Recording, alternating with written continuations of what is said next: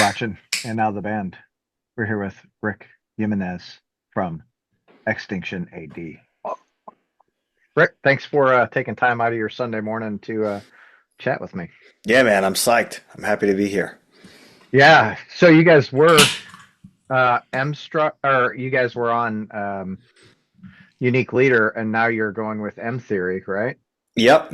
It's I guess it's not super new, but it still feels relatively new at this Yeah. point. How new is it? I think we secured the deal. Oh, I guess it might have been early January. The whole thing came together really quick. I was away in Puerto Rico with my wife right after Christmas, and that's when we kind of put the whole thing together. I went on vacation and did work the whole time. Dude, I'll tell you, that's how it fucking happens every time. Like if I want to get busy, I book a vacation, and then Yeah. everything happens. Fuck. I had plenty of time to vacation properly as well, so it was just a few hours here and there, or doing some song editing, mix approving, and then working out this new deal.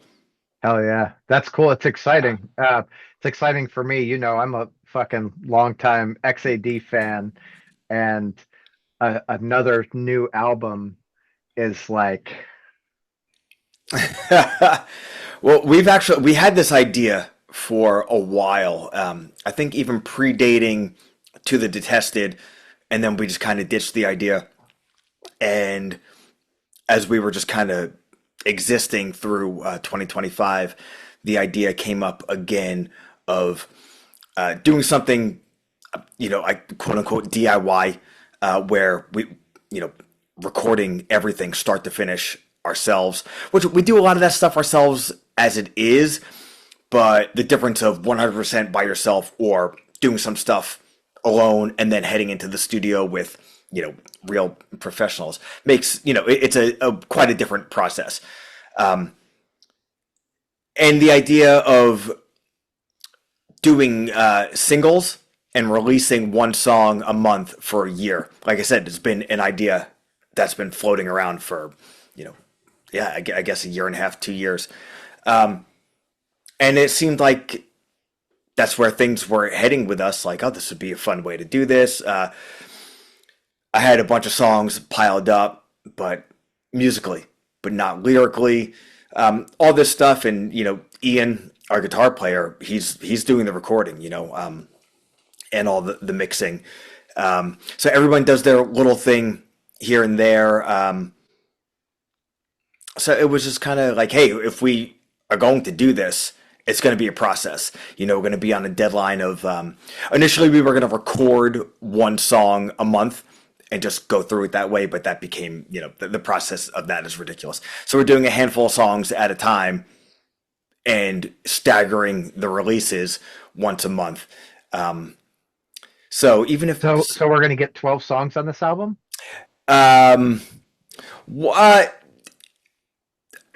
indeterminate as of now of how exactly it's going to work, but we started releasing songs with M Theory in February, and that's going to go all the way through December. And we'll probably have some more info as far as what will happen with these songs outside of streaming, a little bit down the line, not too far down the line, but not in the immediate future. Well, I mean, you know what my question is. Let's hear it. Are we getting vinyl? I mean, it's always, that's always the goal. That's always Yeah. the main goal. Releasing music, writing the music, creating it, releasing it in any way, shape, or form is that's The ultimate goal. the immediate payoff. The ultimate goal is always vinyl. Yeah. Which I've always been that way. Even I lived through the whole thing where like, oh, vinyl went virtually extinct. Like I know, and you're still like hunting, like you have to figure out who has it and who has what and how you can trade for it or whatever. Yeah. Yeah, so even through those time periods, it was always, vinyl was always the coolest, and the fact that, it's the predominant physical media now again Yeah. is so cool. I mean, a large format for the art, you could actually dive in and read the lyrics without, I mean, you could read the lyrics on a cassette or a CD also, but people Yeah, are but you don't lazy. necessarily need magnifying glasses or readers, with an album. Yeah. So, well, so, it's interesting that you guys are doing a single a month, right? Like I've talked to I've talked to a lot of different PR people about like strategies with releases, and it's really interesting that I think bigger artists, I say bigger, like a lot of pop artists or artists that have a lot of money behind them, they do the single a month strategy until everything's out and then they release the album. Are you finding the single a month is beneficial for you, or is it still too early to tell? Your audio is kind of like Yes. bop, bop, bop, bop, bop, a little bit like, so I'm having a little hard time hearing what Oh, you said. my bad. Let me see. It could very much be on my end also. Who knows? It might be the fucking noise removal that's doing it. Is that better? It's kind of still a little jumbly. Let's hold on. Let's do this. Okay.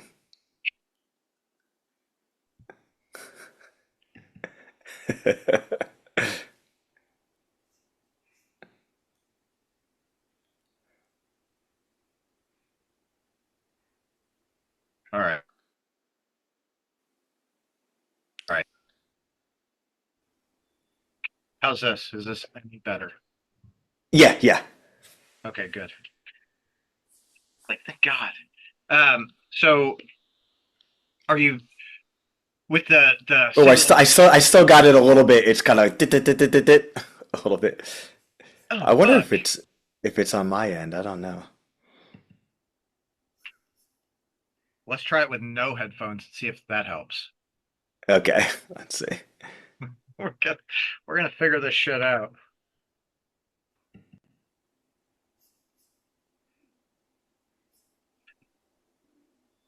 How about now? Yeah, it's still kind of doing it. It's just kind of like a. I wonder if it's on your end. Okay, give me 1 second here. I'm sorry about this. No, you're good. Oh, there we go. Better? Yeah, Okay. who knows? Yeah, whatever. It works itself out. Yeah. Okay, I'm sorry. Just say that one again. Okay. So, damn. Okay. Uh, so talking with a lot of different PR companies, it seems like the artists that have a lot of money behind them prefer to do the single a month strategy. Are you finding it better for you, or is it the same, or is it do you think it's still too early to tell? It's too early to say if it's better or worse. Just the fact that it's something different has made it fun.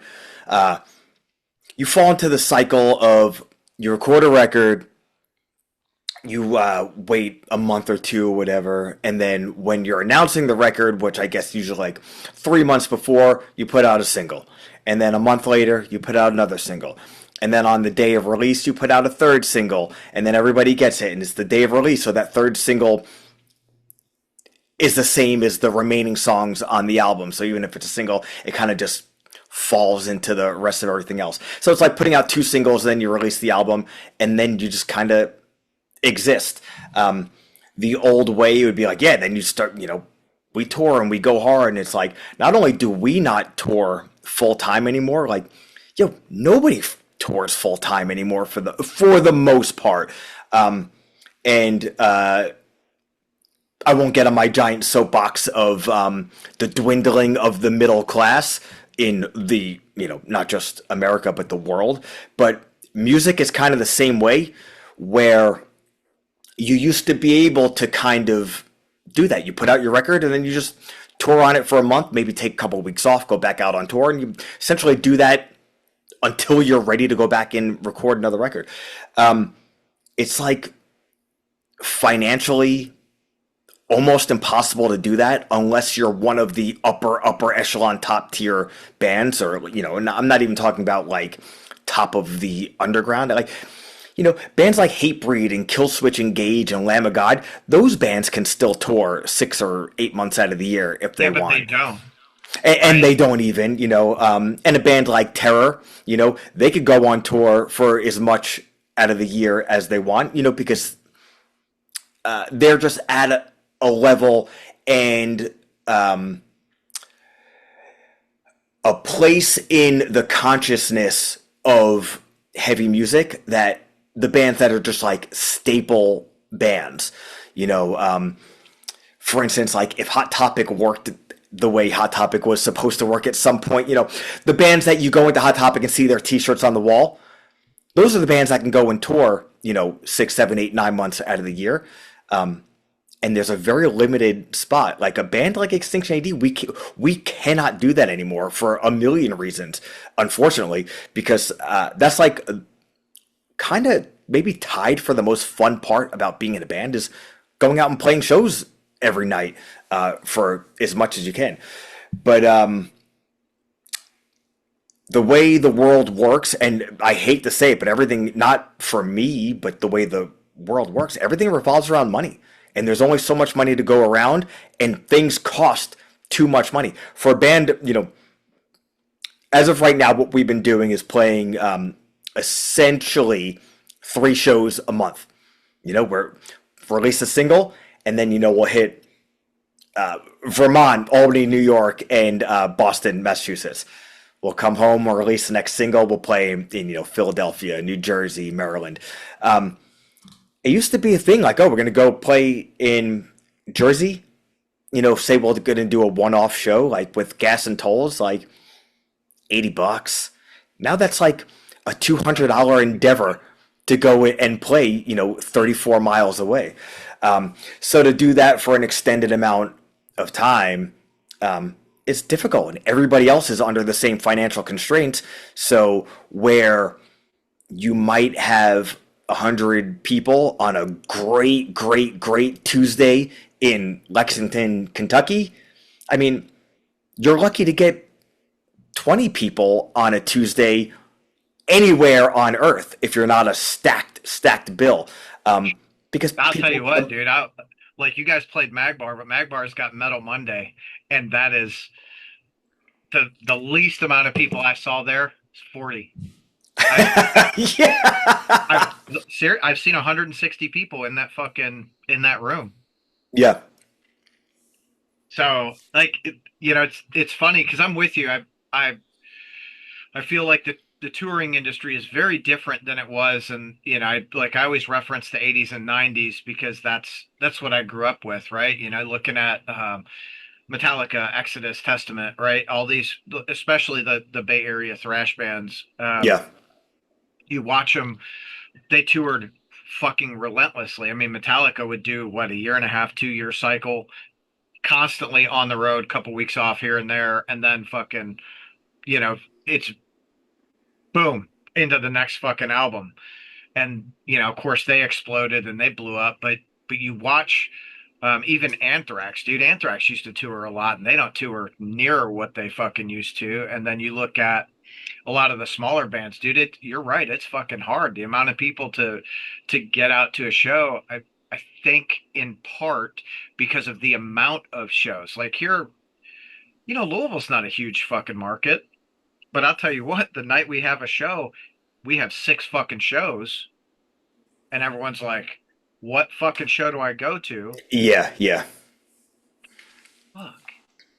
It's difficult. It's difficult, and when you think about it that way, the less people are touring full time, the weekends, Friday, Saturday, Sunday, jam packed. Like you said, there could be 6 shows on a Saturday. Where, hey, what's going on Monday, Tuesday, Wednesday, Thursday? It's like nobody wants to fuck with those days, which I understand. It's gotten to the point where sometimes we will prefer a Thursday to a Sunday, because some people's work weeks end on Thursdays, and Thursday is a bit more of a party night, where Sunday is the catch up and get ready Back to to work, suck the week's dick coming up. Yeah. I mean that's the reality of it. You know, especially as you crest that fucking 40s, you're like, fuck, I don't want to go out Sunday night. I kind of just Yeah. I'm gonna be in bed at 7 because it's been a weekend already, you know? It's so fucking wild. So obviously you guys do primarily fucking the Northeast shit. I saw today. Do you guys have a show coming up in Arizona? Yeah, yeah. So at the end of September, we're doing Within These Walls Fest, which is essentially it's a 1 day fest with a pre-show. The same venue. The pre-show is, I guess, in a manner of speaking, newer bands, and the Sunday, kind of, I don't want to say legacy bands, but some older bands. So Extinction A.D is playing the Saturday, September 19th, with Out of Pocket and a handful of other like super cool bands. And then Sunday, This Is Hell is playing with Set Your Goals, Sky Came Falling, Incendiary, I'm the Avalanche. I think Comeback Kid may be playing. Um, so it's like, hey, we got asked to play this show. It's like, oh, this works out perfectly. And we're working on getting out to California the day before Oh, because it's cool. so rare for us to be able to travel outside of where the van will take us. Like I said, on a Friday, Saturday, Sunday, so everybody could work Thursday, make it to the show Friday, play the show Sunday, get up for the next day of work Monday. So the festival situation, and it's not like a gigantic outdoor festival. These are in the venues. I think it's in the Nile, which might be like an 8 or 1,200 cap room. Um, it affords us the luxury of, oh well, we're gonna fly out. So as of right now, we haven't laid out all the specifics, but it's looking like we're going to be in California with Extinction AD on the 18th, Cool. Phoenix, Arizona with Extinction AD on the 19th, and then the same venue, Phoenix, with This Is Hell on the 20th. That'd be cool as fuck. Like, good for those West Coasters. Because I'm Yeah. like, God, I gotta get them fuckers back down here. Yeah, we would love to. And there's certain areas that don't seem like the destination areas and have some of the best shows. Like you said, like Louisville, Kentucky, Evansville, Indiana, um, That areas show like fucking those like shows this. ripped in Evansville, dude. Yeah. So we'll hopefully find a way to get back there in the foreseeable future. It's just a matter of weaving our way around competing tours to make it so like we're setting ourselves up to have the best shows and the most fun and enjoy ourselves the most because it has to be worth it for us to, hey, can everybody get off work? Does everybody use their vacation days, all this stuff. It's just difficult because it's not as easy to pair up with other bands because every band's in the same situation. Again, I won't get on my soapbox, especially as a thrash metal band, how it's gotten really difficult because the upper echelon of thrash bands never took out younger bands over the past 15 years. Um, Well, I think they're starting to take out, they're starting to take out bands now. I mean, Death Angel was just here, fuck, Wednesday night, I guess. Of course, they're out with Violence, which is not a fucking new band, but I guess Insight would be the next, I guess, new band, and they're 15 years in, which is, I mean, mhm. shit, damn near XAD. You know, Yeah. you guys what, 13 years now? Yeah, yeah. This August, yeah, we're coming up on 13 years since our first show. That's fucking wild. It's crazy. It's crazy. Oh fuck.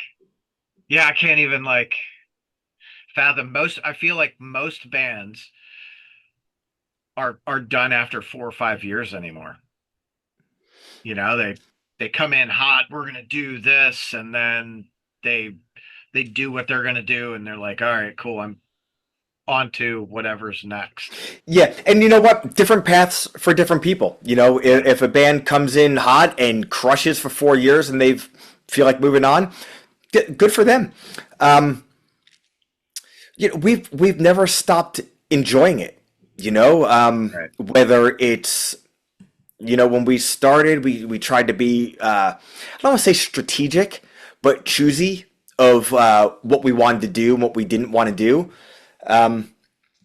So we even had, in my opinion, like a relatively slow start till we kind of figured out exactly what our path was, and Well, we you were were able. still doing the This Is Hell thing right at the beginning of XAD, right? They almost overlapped, but not exactly. You know, this help played a show in June 2013, and even though we didn't make a thing of it, to us we knew we were chilling out at that point. Yeah. And then Extinction A.D. we played our first show in August of 2013. And we played shows here and there, but we didn't, do a full tour until the end of 2014, early 2015. And we did tons of stuff. Tons of albums, videos, all this stuff. And now, I don't want to even say change direction. It's kind of like, hey, it's not. We don't tour as a full time Well, full it's time different gig. priorities, right? Like I Yeah, think again, as you get older, you kind of realize like, okay, if this is what I want to do, I'm gonna eat gas station hot dogs 7 days a week, 360 days a fucking year, and that's what it is. That's your diet, like, oh, we're gonna go to Costco, we can get the $1.50 hot dog drink combo, we're fucking good. Yeah, you know. Or we're gonna get married. We're gonna fucking have a life together and not each have our lives. yeah, yeah. And it's like I said, it's just different points of view. So it's like, all right, so now it affords us the opportunity to do what we're doing now. Like, hey, let's do a single each month. We'll record 3 songs, then we'll release the songs, whatever. And especially like as the singer or vocalist and lyric writer, not having to sit down and write 10 songs all at once lyrically has been like I don't want to say easier, but it's really cool to not have to like, oh fuck, I wrote all this music, we recorded this, I didn't write lyrics. I never write lyrics until after all the music is solidified and we know exactly what we're putting on the record. So it's like, all right, I have like a month or whatever to write 10 songs of lyrics. It's like, oh, so you're just like in the most shit dark spot in your entire life for a month because all you're doing is like writing about all this like negative shit. Where now, I could write a song and take 6 weeks off, and then I'll just bang out 2. It also keeps it so I'm writing a bit more of what I'm feeling in that moment, and instead of having to wait, 6, 8 months to hear it again, how it relates with someone, like, oh, I just wrote this song, a month ago, and now it's coming out in 6 weeks. Like, what I'm wrote about and what I was feeling is still prevalent, like in the here and now. And it also, that's been able to keep me subject wise, instead of like stuck in a little box. I'm a bit all over the place, which is I don't want to say liberating, because if I've ever been in any box, it's a box I've put myself in for a specific amount of time.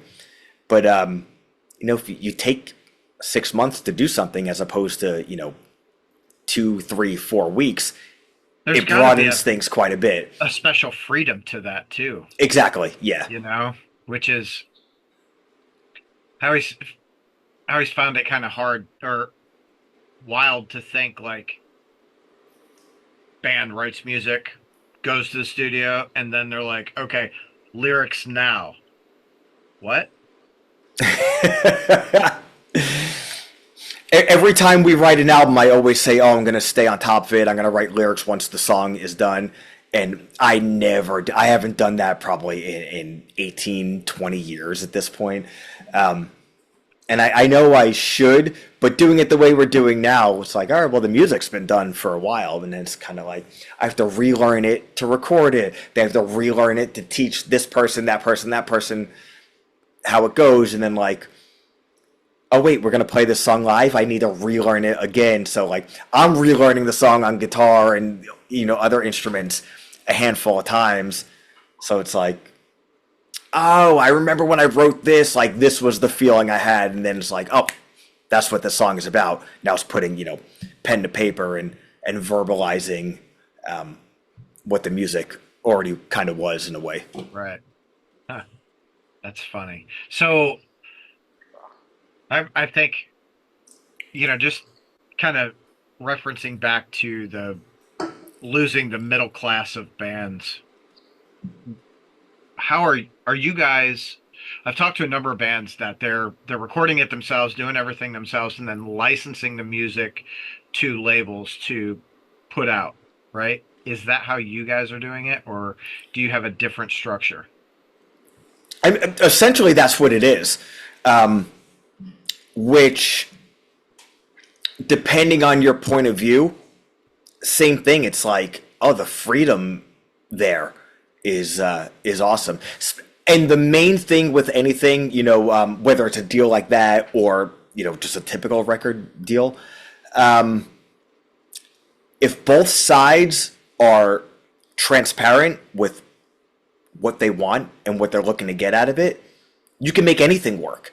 Yeah. And that's rare, but what's cool for us is so far every label that Extinction A.D has worked with has been upfront, transparent, and super cool. Dude, Unique Leader was like unbelievably generous when it came to everything. So easy to work with.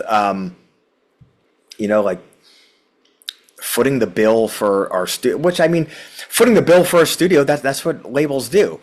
But just Unique Leader was like uniquely generous, which was super cool. But knowing, everybody was on different pages, that's when it was like, all right, well, we need to find someone different at this point. And when we were looking around, and like I said, maybe we'll just we're doing it all ourselves anyway. Let's just do the whole thing ourselves. I was chatting with a buddy of mine, and it was like, you can do that, but here are the negatives to doing that. Well, it's not that I didn't think about them, but when somebody else brings up, just spitballing ideas, and somebody else from an outsider point of view brings up other things you've been thinking about, it hits a little different. I said, and like I said, I come from like a punk background, so like something being DIY start to finish in my mind is still very celebrated, and to me there's a lot of honor in that. And my friend's like, that's all great and all if that's what you want to do, but just because like, I'm paraphrasing what he said now, but like just because like you're stuck in the 90s via an 80s look back point of view, it is 2026. Everybody on earth, oh, it's a DIY project. Yeah, you're a bunch of guys we went to our garage and recorded this and put it on the internet. That doesn't mean shit. So I'm like, true. He's like, if you're doing the whole thing yourself anyway, but you found some labels that want to do this, that, and the other thing that don't work with your vision, and then a label or two or three that are into what you're doing, but just kind of want to be a part of it for, if you want more, hey, we'll do more. If all you need is, A, B, and C, we'll do A, B, and C. Why not get a little bit of help? And the kicker was, we knew we wanted to do one single a month for the whole year, straight to streaming. It's like, if you do it yourselves, you have to pay for the hosting of this forever. I said, oh, you know what? I don't want to do that. And it's not like hosting is like super expensive, but I mean, the last thing I want is like another bill, let alone, oh shit, this like slipped through the cracks. And then all of a sudden in like 2028, oh, all these songs are gone. Like, oh, hey, where'd those songs go? Oh shit, I forgot to, pay my hosting Yeah. bill. Um, so I was like, let me hear someone out, just because like I don't even want to say the laziness, but just the impending bill Well, paying. It's it's like, dude, and there's I think there's a trade-off there, right? I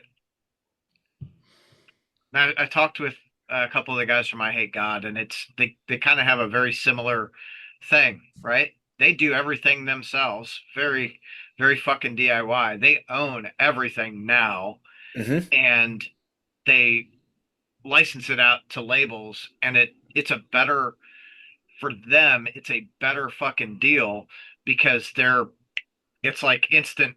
I don't want to say instant money, but they're guaranteeing X amount of dollars per album, and they still own everything. So the label can say, "Hey, we want X, Y, and Z," and they're like, "No, we're not cool with that, right? We're Yes, not cool with you taking our publishing, or this much publishing, or whatever that looks like.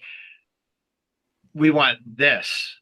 Because it's you guys too, I would assume, after 13 years, and you're essentially working on album number full length number 5 right now. Um, after that long, you're you've got a solid fucking fan base. There's got to be, I don't know, other labels out there that are like, oh yeah, we're fucking into it. Obviously, In Theory was like, yeah, we're down with it. Let's fucking do it, because they believe in the XAD vision and what you guys are doing right now. So I'm really curious at the end of the year what your take on doing it that way is going to be. yeah, I'm looking forward to it also, and it's cool because it's been so easy. Everything has been so easy. Like, I was even like, I feel like, hey, you want to do one single a month for a year? Like, cool. Yeah, just throwing shit up on streaming. Like, it's very easy. It's very easy for that to turn into, yeah, who gives a shit? But when you have, I talked to Marco from M Theory, a lot. We're in, I guess, like constant contact as far as there's a lot to stay on top of. With a new song every month, which means and we have new artwork for everything every month, and a new artwork based like lyric video, if not a music video, every month. We're partnering with different platforms to premiere each song each month. It's a lot to stay on top of, as well as planning for what the conclusion of the whole thing is. So in some ways, it's more work and cooperation with the label, as opposed to, oh, hey, here's a couple of bucks, go to the studio. When you're done with the record, send us files of your masters and your artwork, and then we'll get back to you in a couple of weeks, or a month or 6 or whatever. And oh yeah, here's a couple of CDs and some records. Like, okay, see you later. I'll see what happens. Which, all that's fine also, but that's what we've been doing for years. So having this type of like, hey, what's next? What's next? What's next? Is different. Could have been a shit show, and actually is like, oh, this is like easy and cool, and it's fun to stay engaged with the label and not just talking about, hey, how Well, many records did you sell? and not even just the label though, but the fans too, right? Because it's that, in the age of social media, everything is content. So you're essentially, you've got these, you know single video, single video, single video. So it's like, hey, here we fucking are, fuckers, like, listen up. So Yeah, and it's funny because I use social media just like I guess most people, but when it comes to it becoming like quote unquote marketing, I am like so bad at it because like you even said, like, and I understand, like, oh, you need this and that and the other thing. I love recording. I love releasing the music because it's like expression and it's art, and I love like, here's the physical artwork for this single, and here's our video or the lyric video, and all this stuff is expression. It's all artistic, and I know in modern days it's quote unquote content, but I hate the word content as far as like, Oh yeah, we just need content. Like anything you do that exists, you Right. put out there. It's not art, it's not music, it's not expression. Oh, it's just a piece of content. Like, and uh, I kind of hate. Again, this is so like soapbox. Like I don't mean to. Because you're an old man. Yeah, yeah. To, like, I don't mean to disparage it, and I'm not ignorant to the world we live in, but it bums me out when something that really means something just gets lumped into just content. I'm a content creator. Like, well, what does that mean? Like, oh, I make videos of eating fruit. Like, oh, so you're a fucking fruit fan on the internet. Like I get it. Like all that shit rules. Anything anybody wants to do and enjoys rules. But yeah, but it's different, right? Like a single in a video, being content is content for a band, right? Oh, for sure, for sure. I'm not arguing that's not the case. When something gets excused as, oh, I don't care what it is, just put something out there because you need content. That's where I'm like, oh, well, you know what? I'm actually, what the fuck? Am I a musician or am I like an internet marketer? And then it almost like deters You're me both. from wanting to Yeah. put stuff on the internet where it's like, oh, you have to constantly remind people that you exist. Otherwise, you just kind of fall into the void. And I get it. Like I said, I'm not ignorant to the reality of the world. So trying to balance that without it becoming soul sucking and feeling like I'm bothering people. And I know like I know that's not the way it works, but oh no, and I put up this picture of Ian and it only reached X amount of people, so that means if I don't get Y amount of comments on the next thing, the third thing I post is going to get, X minus Y amount of views and yada yada. That shit drives me crazy where it's like, oh man, I just want to fucking chug on this D chord and have people be like, yeah, that fucking rocks. Yeah, and that's okay, right? Like I think, because I'm the same way. Like I don't want to fucking get on there and just be like, here's a picture of me taking a poop, reading this great book. Like, who fucking cares? You know what I mean? Like when I get on there, I don't want bullshit. I'm like, I get on social media and I'm like, what's this band doing? What's that band doing? Oh fuck. Yeah. New shirt design, new album. That's like I'm seeking that shit out. Otherwise I feel like I'm wasting my fucking day, dude. Like fuck that. Let's it's music. Let's listen to music. Let's fuck everything else. Listen to music. Actually, post your fucking food shit too. I'm good with that because I'm a fatty. I'm looking for places to eat. Like, no, I feel like, man, like on my personal account, it's like, what the fuck are you even posting? It's like, well, I'm just posting stuff that I enjoy and maybe like some might like.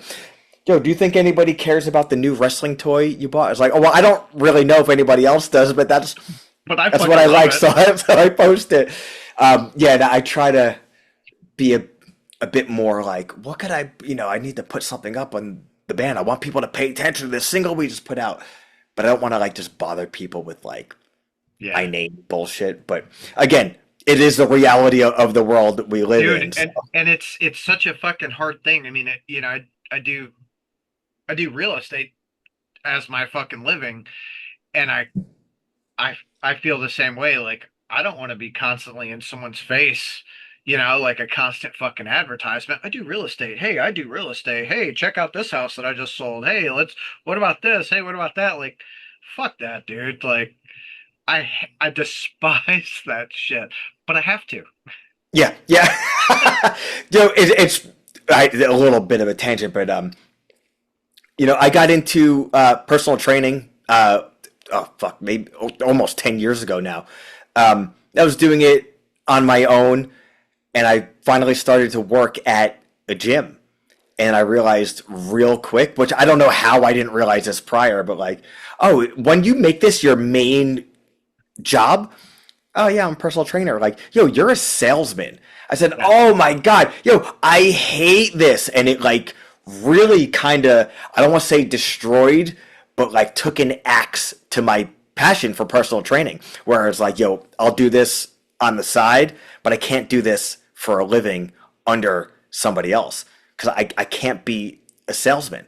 Like it's just Well, I it's not in my nature. And it's funny because my wife always says like, yo, if I wind up in like you and I, we're talking about Extinction AD, something I just love and I care about, I might wind up coming across like a salesman, but I'm not actually trying to sell anything. I'm just psyched about something. Like, oh, you want to know? that's Let me tell you about this. Let me tell you about that. Where once it becomes like the job and the obligation, then I'm like, you're kind of killing my interest for it.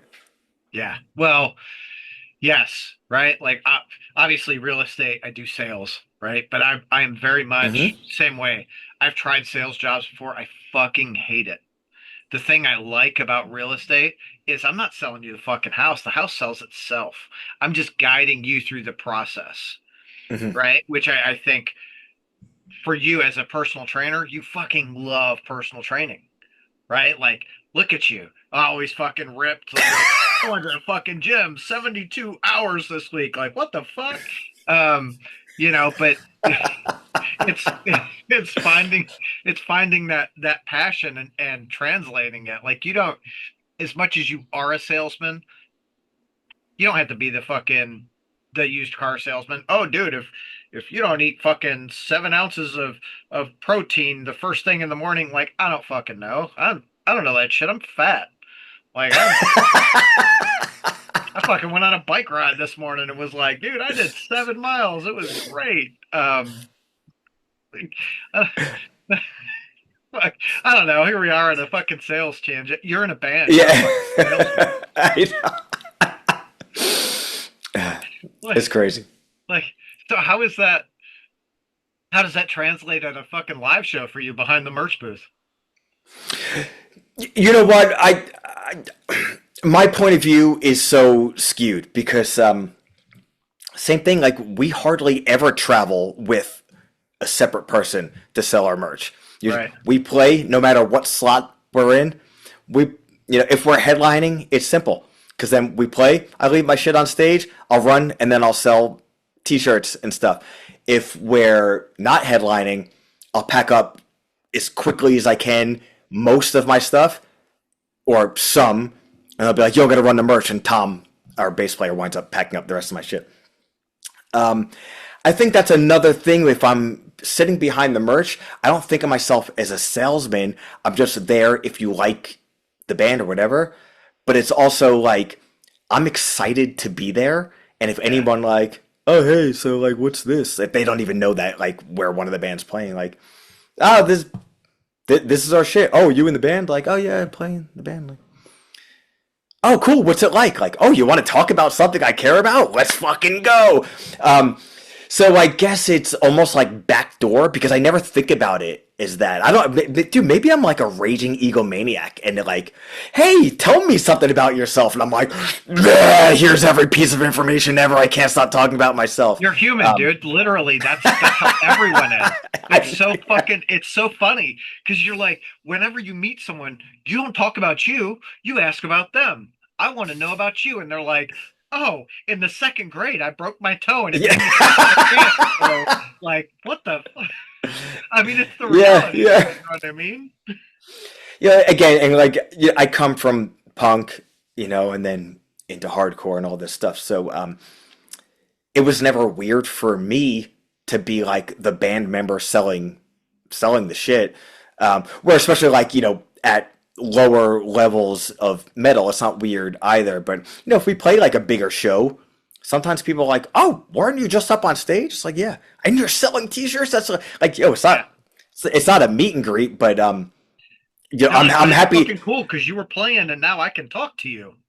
I'm happy to meet and greet or be greeted by anybody, but I don't think of myself as that type of guy. But like if somebody else is excited about that, hey, super cool. I'm probably more excited than they are. And I guess that's why it goes into, oh, I guess when you're there, you're the salesman. It's like I kind of feel like, oh, if I'm there, I'm No, kind of like just no, wound you're up a in salesman. retail real quick. You don't think about it. You know what I mean? Like, Yeah. that's exactly what you're doing. You're a salesman up on stage. Like, listen to our fucking rad songs and then buy our fucking t-shirts because that's what we're doing here. Okay. Yeah, and even that, like, I guess that's the way I guess I get into selling anything. It's almost like there's no pitch. It's just kind of like, oh, you're here for something. This is what we fucking got. And then at that point, you take it or leave it. Especially like lyrically, you know, I kind of take it. I don't anymore. I took it for granted for a while that like, oh, I assume everybody or the majority of people that are at our shows are probably ideal wise in the same spot I am, and like, oh, yo, not the case. And the last thing I ever want to do, especially because like the goal of my band isn't to sell on someone. Hopefully people like it because it's more fun if people like it. If they don't, that's fine. The goal is just to do it. So I'm not in any band, but especially not in Extinction A.D. to like become the biggest band. Right. Not my goal. What I rather do is relate with people that feel the same, an inclusive vibe. So, long story long, I'm very open about what our band is about on stage, more so now than ever before. Because like, not I was ever hiding anything. To me, our lyrics are very, very out there. But the thing is, Yeah. I come to realize more and more people don't pay attention to the lyrics. No, But but the music is so fucking rad, like it's okay. which to an extent, to a large extent, yeah, totally. Nowadays, I don't want the wrong type of. You know what? I don't want assholes and shitheads and jerk offs to be a part of our family. Right. So I will make sure I'm very open about what this band is about on stage. And a lot of times people would be like, oh, I was really into this band until they started explaining what their songs are about. And to me, like, yo, totally fine. And I'll say this often too, we're not for everybody. And to me, that is fine. Like, my band does not need to be for everybody. Right. That's the best thing about fucking music, right? Is like you make music that you want to fucking make, and it connects with people, and it connects with the right people, right? Because Yes. you don't have to connect with fucking everyone, or else you end up going, oh man, I know we started out like Master of Puppets and Ride the Lightning and Kill 'Em All, but then oh man, one was so good. We're gonna write a fucking Black album, and we're gonna, really encompass the masses. And you start losing what the music is or was, right? And um, it's such a different world, and that I think is the great thing about music is there's so much music, and it's okay to like what you like. You don't have to fucking like everything. Agreed. And I love the Black Album. Um, and but Metallica, my favorite band of all time. There's some Metallica records I don't want to listen to. All of us feel that way. And sometimes it's that riff is fucking whack, but a lot of times it's like, yo, what is being said over these songs? Like, this means nothing, or this means bullshit. And that goes to a lot, like, and there's a lot of bands I absolutely love on a surface level. And modern music, especially like what is considered, like we're stretching now, but like out of the realm of like metal or underground, like pop music, big popular music. And I know this is the nature of pop music, but sometimes I'll hear a song and be like, what is the purpose of this song existing? Because musically it doesn't hit with me. Fine. Musically, I think most people, it's a very small percentage, really hits with them. And that's why there's so much music, and that's fine. But it's like, I don't know if musically this hits with the performers that are, a part of it. And then lyrically, this doesn't hit with anybody either, and they're not saying anything. And I don't think every song on earth needs to be, a fucking manifesto or a history lesson or anything of that nature. Like, I do not think that at all. But sometimes there's a bombardment of,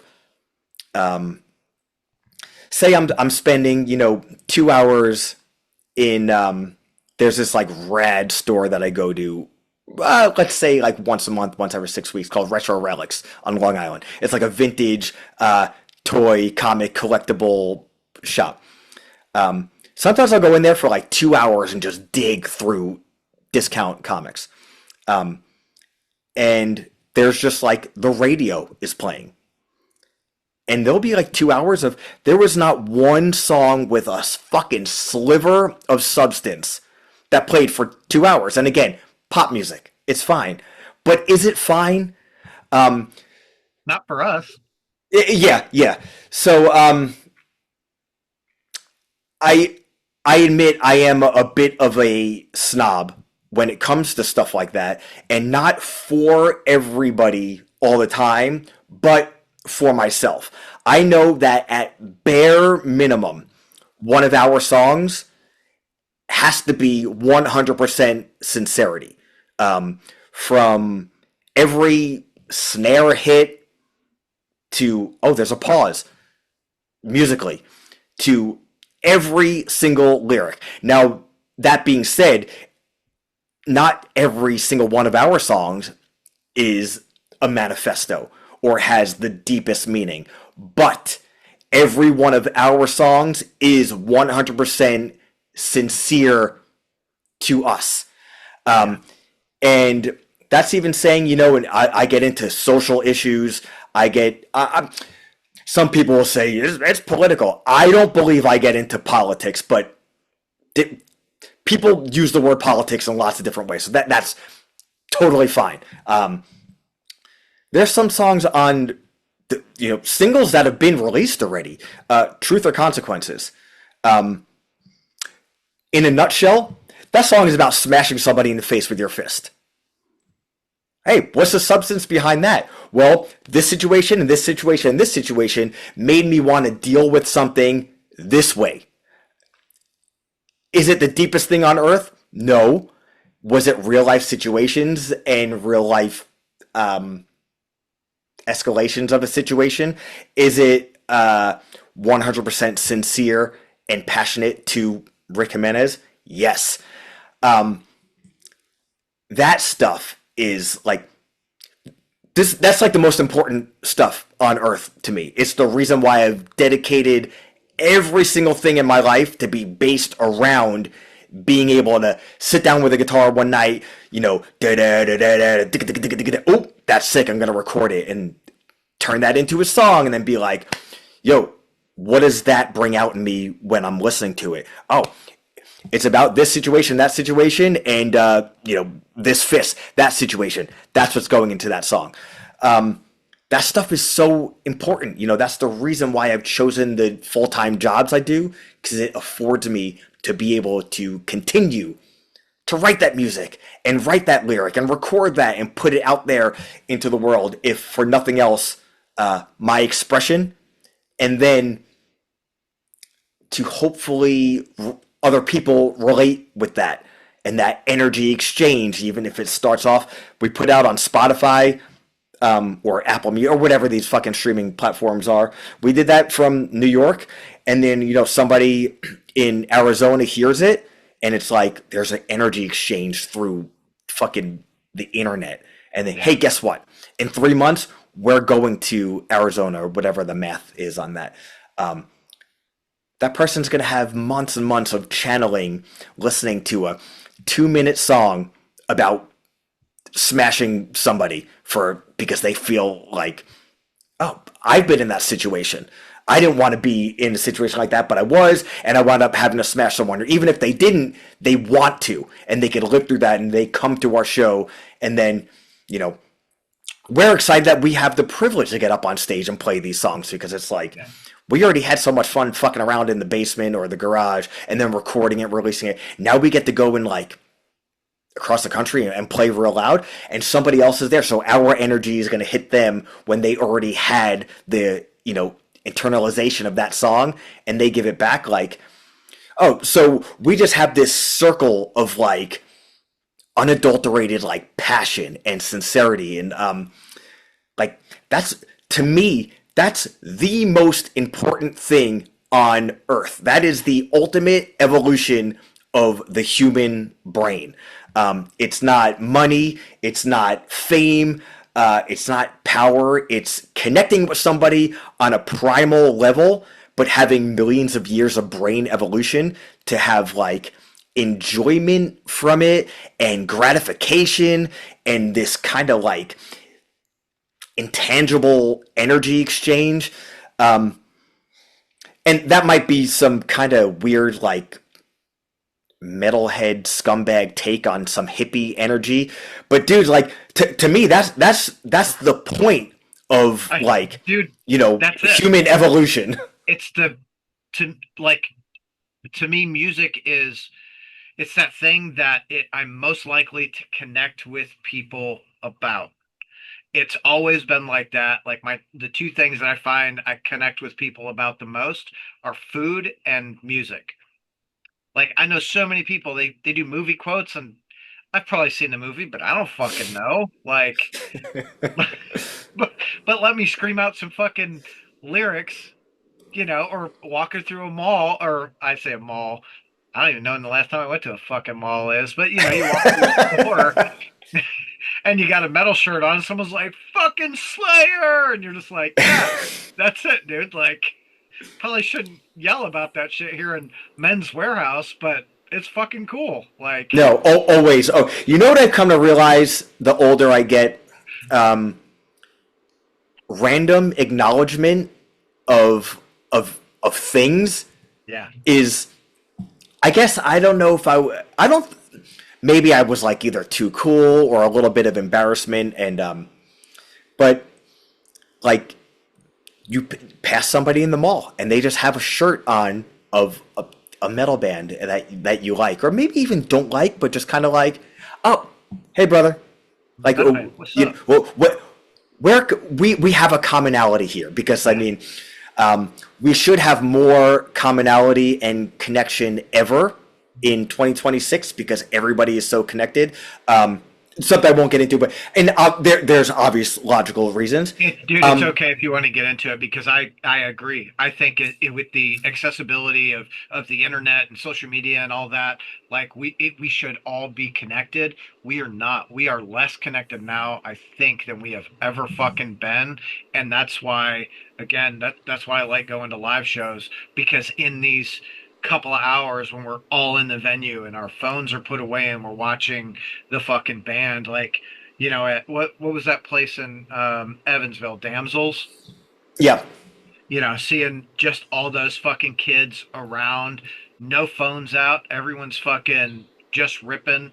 Like, were all the bands great that night? I didn't think so, but there were some great sets, and everyone was just there together. Like, this is what we fucking need more of. Yeah, I absolutely agree. It's crazy. I want to put a positive spin on this because we're having a good time. We're buddies. I'm caffeinated. I don't want to say people love to expose themselves, because in that way, like, I kind of love when people will say something that they don't think is out of pocket, and they say it, and it's like, what the fuck? Where it's almost not like, my spin on it is, okay, you know what? Now I know how that person thinks, and that person's not for me. On the other hand, I think it's very easy to get caught in kind of like slogans and just saying things on a broad platform that is regurgitated, that, like, maybe, you know what, I don't even know if that person really thinks this, but it's kind of falling onto some type of sloganeering, which is so easy to do in the internet age. You just see some cool slogan, I say, and it's not like that shit hasn't always existed. It just exists differently with the internet. I'm sure especially like anybody over the age of, let's say 35, imagine the internet existed when you were in middle school. Just the things that, like, I had a reaction to this, so I wrote that on the internet. I heard some adult say something who was, 28 when I was 12. You're kind of forming your brain, but you're still in the developmental process. So in a way, it makes sense to you, and you kind of think it's smart, and you just repeat it. And then, maybe 8 years later, you're like, what the fuck? Now, there's a lot of that happening with people of all ages writing random stuff on the internet. So my positive spin on this is people just say some dumb shit that they may or may not even understand what they're saying. And the way the culture is, one of my friends, Sean Mott, the host of the Metalcore Nerds podcast, said something unbelievably brilliant once. And so simple. He goes, everybody just reacts. Everything is a reaction. So no, and by everybody, that's a broad generalization. I'm generalizing. It's very easy to just react to something. Just say whatever you're saying is just a reaction, as opposed to absorbing something and thinking about it. And I can even go way, way, way less deep, because we were talking just about like entertainment. I saw Mandalorian and Grogu when it came out the Thursday. I'm a big Star Wars guy. Maybe I'm crazy because I went in with like my only expectations. I'm going to go watch these two characters do whatever on screen. And I like Star Wars and I like the show. And so I watched it, and it was 2 hours of entertainment. I enjoyed it. The end. It was not deep. There wasn't really much advancement of like the universe overall, which is another modern thing, especially in entertainment. Everything needs to mean everything. And right away, like, I saw it the first showing that I could on Thursday. The movie comes out on Friday. I saw it on Thursday night. Nerd. By late Thursday night, there's all these reactions on the internet, good, bad, or otherwise. It's like, did you just sit there with, can't wait to just give a reaction? Like, did you even watch this or listen to a record? Did you do anything on earth to just like be a part of it, enjoy it, like soak it in?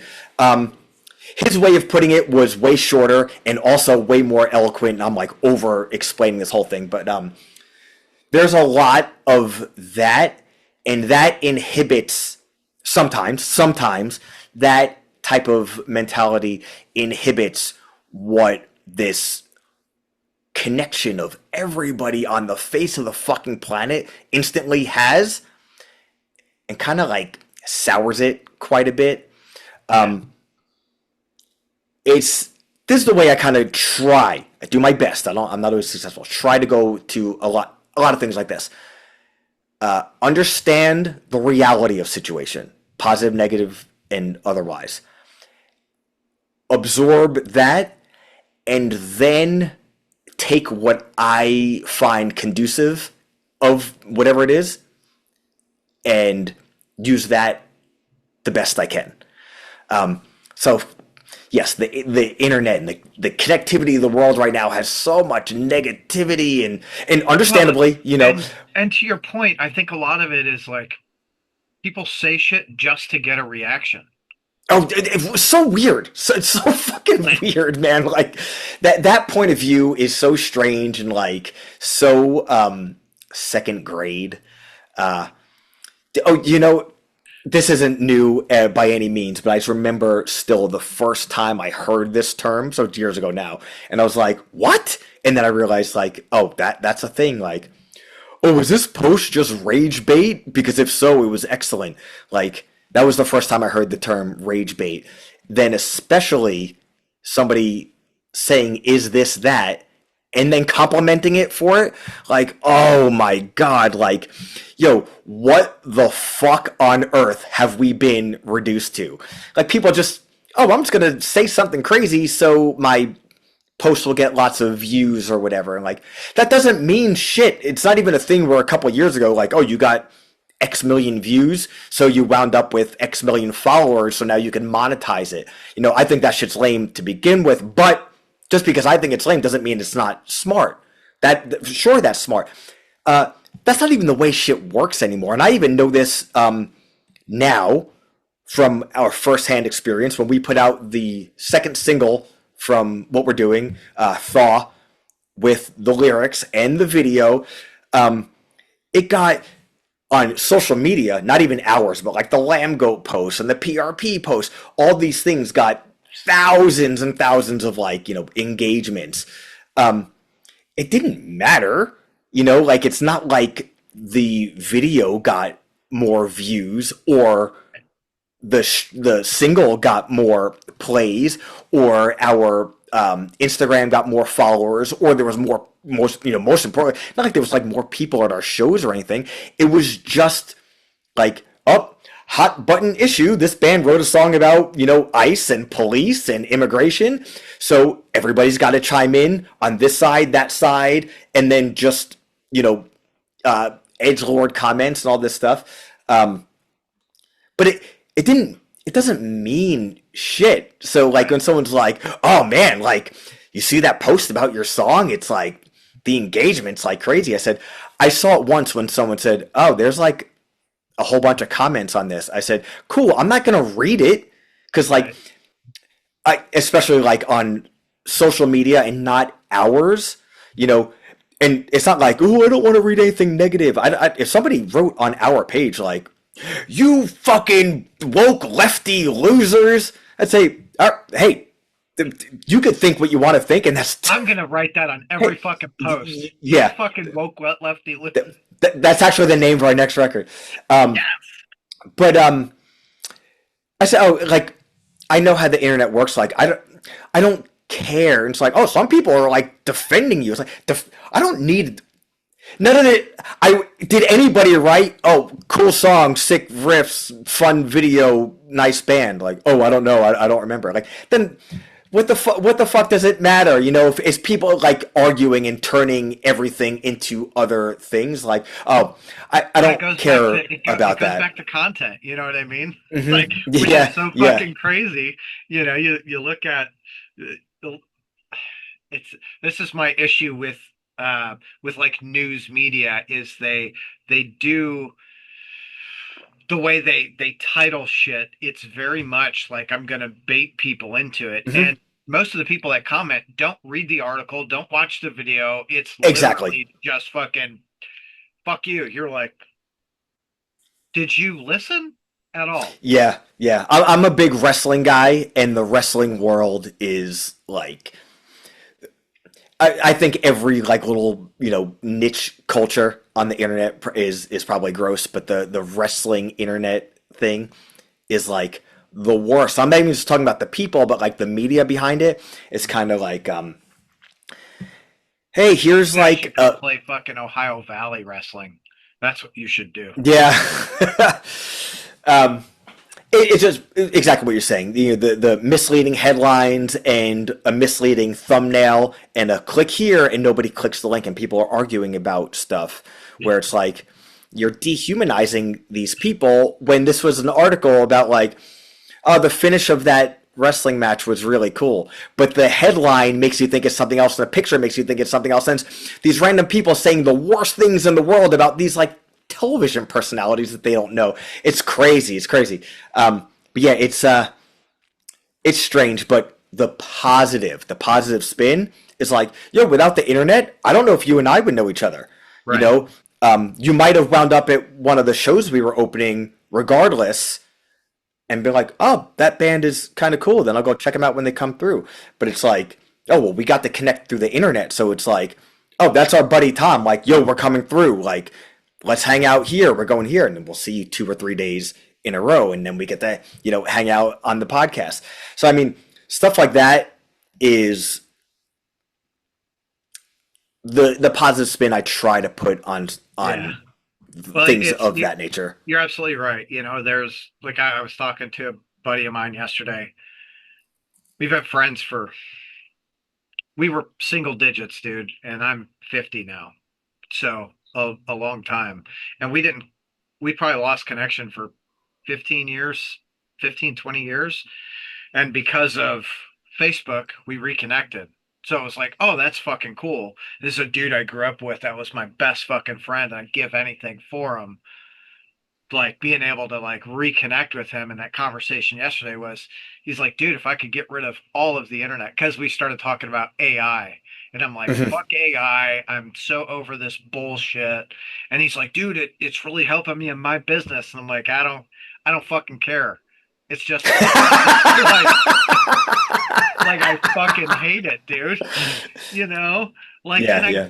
I think dumb tasks, maybe it would work. Like, oh, I need to send this email in 3 hours. Cool, let's set a timer to fucking send, which is not really AI.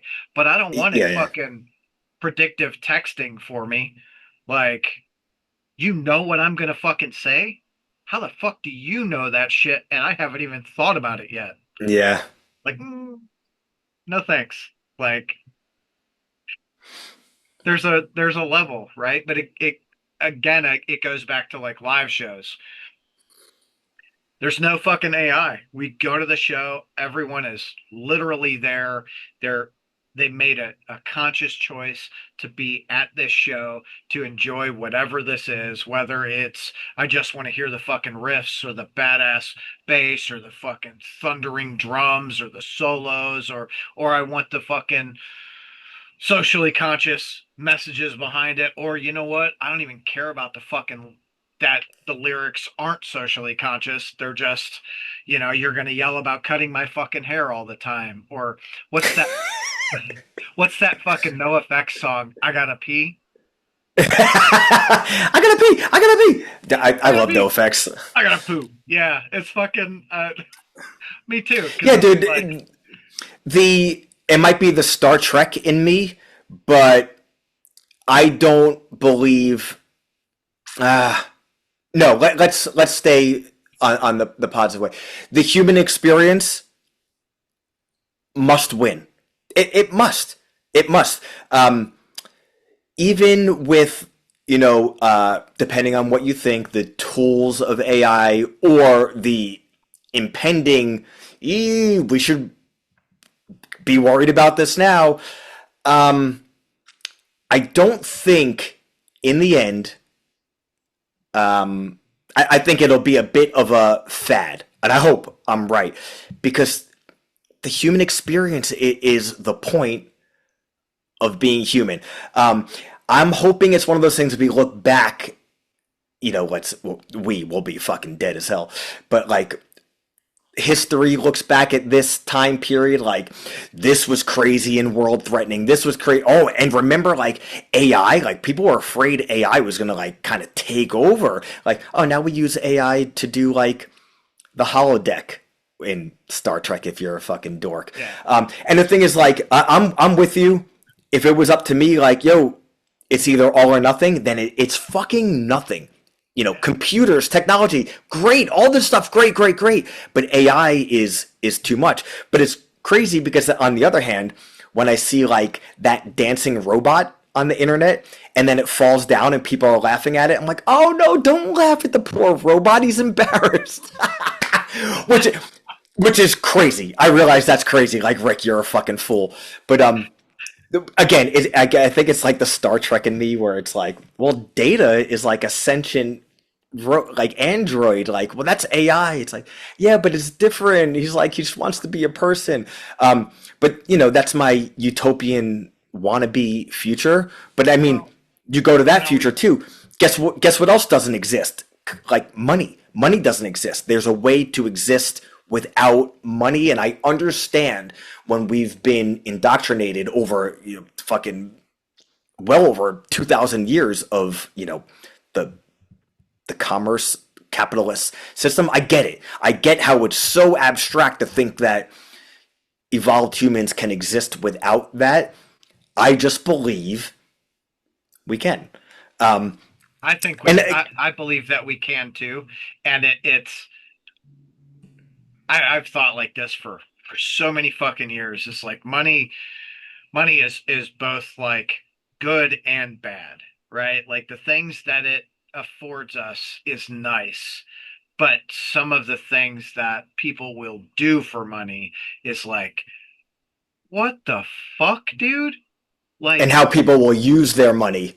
yeah, yeah, But like and I shouldn't speak because like I mean, look at all the pedophiles in office. You know what I mean? Like, exactly. And I know I exist. We all exist in the capitalist society because we have to, whether we like to or not. But like I'm like a materialistic person when it comes to things that other people wouldn't consider like worthy. Like I know we're on video. If you could see, like I have, you know, how do I do this back? Comic books, toys, toys. Like I use money for like 4.5 inch pieces of plastic of men in their underwear and boots, and then well, you like can't see down here. It's all records. yeah, Like, exactly. And my records are downstairs by the record player. But it's like it's different to me.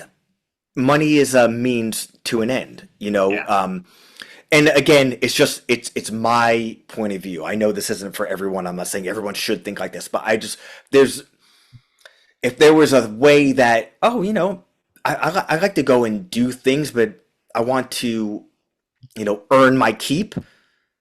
Uh, but I want to do what everybody wants to do what they want to do. But I feel like obviously in our country, the world, but our country, there's like a money hoarding epidemic where it's like, well, that turns into a resource hoarding epidemic. And when it really comes down to it, in my opinion, the ultimate resource is time. And I think there's nothing more important to me than the usage of my time. And that goes along to like, well, how do you like to use time? Then it's the music and the connection and that whole thing. But like, um, well, I think that's where a lot of people like miss, right? There's a big miss because we're so focused on like making money to pay bills and to go on vacation and to, eat fancy dinners and blah blah blah blah blah, which I am 100% guilty of all of those things. I love fancy dinners. I love mhm, going on vacation, right? yep. Like I love all of that. But you are 100% correct. The most valuable thing that we have is time. Once it's gone, you never fucking get it back. And that's conversation with my wife all the time is what do you want for your birthday? What do you want for Christmas? What do you want? What do you want? Like, I don't care about shit. If I want it, I can buy it. Like, if you want to get me something that means something, let's have an experience together. Mhm. Let's, whatever that is, if it's going bowling or going to see fucking bands or whatever, but let's enjoy it together because the time we have is already limited because we're going to work and doing the thing and Yeah. you know like that's my our 10-year anniversary wedding Hell anniversary yeah. is Good for you July. guys. That's great. So I was like, what do you want to do? We were going to go to Greece, but she got breast cancer at the end of last year and we dealt with that. So it's like, okay, what do you want to do? She's like, I don't know, you want to go to Vegas? I'm like, okay. So we start looking. She goes, if we go to Vegas, we're going to get married or, we're going to renew our vows to Elvis. And I'm like, fuck yeah. So we started researching shit. We found a fucking mini Elvis dude to fucking renew our vows to. And I'm like, yes, this That's is why I awesome. fucking married you. This is going to be so great. Like, That's cool. That'll be fun, man. fuck yeah. I want a little 3'9" Elvis. Like, he's fucking awesome. I didn't even know that was a thing, but I'm into it. Yeah, there's mini Elvis, there's a mini Kiss. So I I saw that and I'm like, who was it? Oh, they have a fucking mini Ozzy. Oh, I'm sure. I'm sure. I'm picturing that in my head. That's probably awesome. Fuck yeah. So, okay, so we know you guys have shows kind of sporadically over the next year, a few shows a month. Can we get you down here, maybe a long weekend, and maybe we are able to partner you with Ohio Valley Wrestling to fucking do something? I would love it. I would love it. I've always wanted to play at any wrestling anything, and we've like come so close so many times. Like, oh well, we're just gonna film a video in a ring. It's like, oh, everyone's done that. Like, we were gonna do that on Long Island. It's like, oh yeah, well, we actually just had a band do that last month. Like, oh my god, what the fuck? Um, we've like had stuff where, oh, WWE is gonna use this song or that song, and like doesn't work out. Um, ugh. So I I would might have always, connections. I would love to do it. That's not impossible for us to get out there No, on a weekend. And this is the thing too. It's not like we're incapable of leaving our area. That's not on a Friday, Saturday, Sunday. It just needs to work out makes sense. with enough time and preparation and make sense. So it's definitely definitely possible Well, I'm if the just right trying to speak it opportunity into comes up. existence right Yeah, now. I would love it. I would love it. We'd all love it, I'm sure. We're, And there's areas that are a little further that we haven't got to in a while that we've been trying to sort out. Like getting to North Carolina, it's a trip, but it's not like we can't do it. how far of a So drive is that from you guys? that could wind up being 12 hours, but I mean, fuck it, man, we could get to Virginia in 8, so we could do that on a Friday, get to North Carolina on a Saturday. Hit wherever the fuck else on the way back on the Sunday. Or, like I said, it's not like it's out of our range that like, oh, we're out for 5 days. It's just making it work where it's people that we can trust, that we know we're having the right amount of solid stuff for us. Where in our general area, the Northeast and, kind of the almost down to like Mid Atlantic, just because it's kind of more of our area, it's a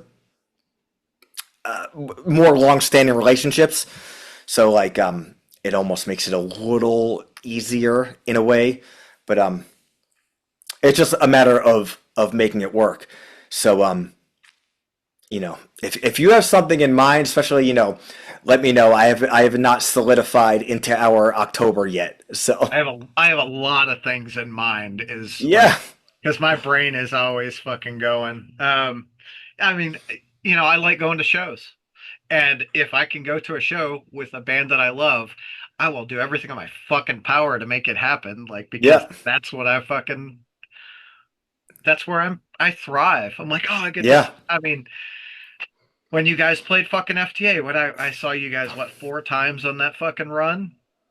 Yeah, was that the with was that the Plague Years run, or was that the 2 years ago one? It might have been 2 years when ago. we did. Yeah, all right, so that was what Damsels was part of it. Yeah. Yeah, you Yeah. guys did Magbar, then FTA, then Damsels, then Indianapolis. Oh, I did 3 on that run, and then you guys came back with X Order, and I fucking caught you in Yeah, Indianapolis on that one too. that's awesome. Ah, Yeah, I fuck. would love to get back to that area. Yeah, I mean, we'd love to fucking have you. Well, Black Circle. We got to get you guys connected with Black Circle too. Oh hell yeah. They fucking, I think Dustin primarily books there, and those shows are always fucking rad, dude. It's so crazy that place. What I think what I read is it holds 128. But dude, I've seen. I'm saying this. I don't know. I didn't count heads, but I've seen 300 people in that fucking arena. Yeah, yeah. If you have a 128 legal limit, you put that under Hesher standards, you could definitely fit 300 psychos in there. Yeah, yeah. You're like, I gotta get. Wait, okay, hold on. Let me move. Like, The best types of shows. fuck yeah. They had God, Crowbar I Hate God played there, and that fucking thing sold out like that. That's Insane. awesome. Especially as, a guitar playing singer, it's hard to get people to know, yo, come up front, all the way up front. The microphone, even if we're playing on a floor, if we're not playing on a stage, the microphone with the singer stuck to the microphone sets up almost like an invisible barrier that people think is there. And I'm always like, no, all the way up. Let's go. It's close. Oh, I don't want to bump into the microphone stand. Yo, I don't give a fuck, man. The more energy, the better. So that's why the smaller places packed to the gills. My opinion, I'll take that over a stage or good sound or anything of that nature. I agree with you. I think if you get 100 people in a 500 cap room, it's a very different energy than 100 people in an 80 cap room. People are like, oh fuck, like I'm here. This is like it's electric when those rooms are just jam packed. Yeah, dude, and I know this always seems like, to me, this seems like pandering to say, but I will take, I rather you play like a 500 cap room and there's 200 people there. 200 people, there's a lot of people. To me, any show somebody shows up to is a lot of people, because there's so many options of other things to do. And I just, oh, you're giving us your attention. But, 200 people, a lot of people. Say 200 people in a 500 cap room. I'll take 80 people in an 80 cap room over that any day.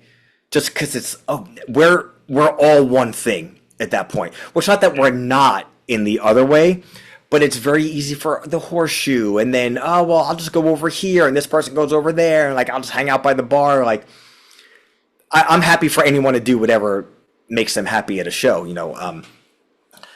but, like, that, I'm like a fucking broken record, man. Like, the raw energy, I want other people to have the same energy that I have, in that, genuine way, because then it's like becoming more than the sum of your parts is what that show becomes. And it's there's no performance, it's just a bunch of crazy people letting loose. And man, there's no better feeling on earth than that. No, and being in that room and just being fucking a part of it. We did, we released a record. Fucking Redivider. They're a Louisville-based death metal band. It's awesome. And they fucking rip, dude. Like, love seeing these dudes, love these dudes. So they record release show at Magbar. 85 cap room. 160 paid to be inside. Unreal. Like, the best. At one point, no shit, I am standing at the fucking door looking in because I cannot get Oh man, we got to get back there. Yes. Yeah, 100%. We've got some bands to connect you guys with that'll fucking pack that place out. It'll be some good shit, dude. Like, yeah. Those fucking guys. That was such a great show too, and it was so many fucking rowdy ass kids. Like, fuck. And I say kids, like they were probably early mid-20s. Oh yeah, dude. There's been the reinvigoration of younger kids over the past 6 months, 8 months has been like undeniable, and it's so great. Because we've talked about this to death, I feel like, but like in metal, it's just been like an aging thing. It's like we're excluding the younger generations by only exposing these older bands. So the fact that there are like across the board, so I thought it was just Long Island, and then we travel around and we see, and then we hear like, oh, it's all over the country, and it's so refreshing to see. Well, yeah, because it lets you know, like it lets me know that the music that I love is gonna carry on. It Yeah. doesn't die Hmm. with our generation, Yeah. it's I mean, same thing, right? I went to see the first time I noticed it was I went to see I Hate God just I don't know, maybe 8 or 10 months ago in Nashville. I mean, these guys been around since the late '80s. I'm expecting just a bunch of fucking old people, to be at the show. Everyone just kind of fucking hanging out, bobbing their heads or whatever, drinking their beer, getting fucked up. And I get there and it's 40 or 50% sub 30. And I'm like, holy shit, this is awesome. Yeah. Yeah. It's great. It's not just like attendees. It's like it's new bands, younger bands, and I can speak for Long Island at least. The over the past 20 years now, like hardcore is so much bigger than metal, and and I played hardcore bands for years, still playing hardcore bands, all this stuff. There is like a snobbery that goes with hardcore, especially when it comes to metal. And I thought initially it was crazy once hardcore started having such a crossover with death metal. Like, oh, it's so strange. Like, that doesn't go together. And then, like, what the? Yes, yes, it does. It just took a little while for it to compute because to me, and again, I'm older. I'm not old, but I'm older. So those are such totally different worlds. But through the lens of these younger kids, like, oh, they're not totally different worlds. No, Like, oh, but cool. like think back to, Internal Bleeding, I think is my earliest, like, where that is really starting to come together. And now you've got Obituary. Like, fuck, dude. Obituary, Terror, and Nails were just on the fucking road together last year. Exactly. So the combination of those two, which it's like, okay, so now we have the hardcore side and the death metal side. Like, oh man, like thrash metal, which to me, thrash metal and hardcore go hand in hand. But scene wise on Long Island, it's been, decades since that's worked.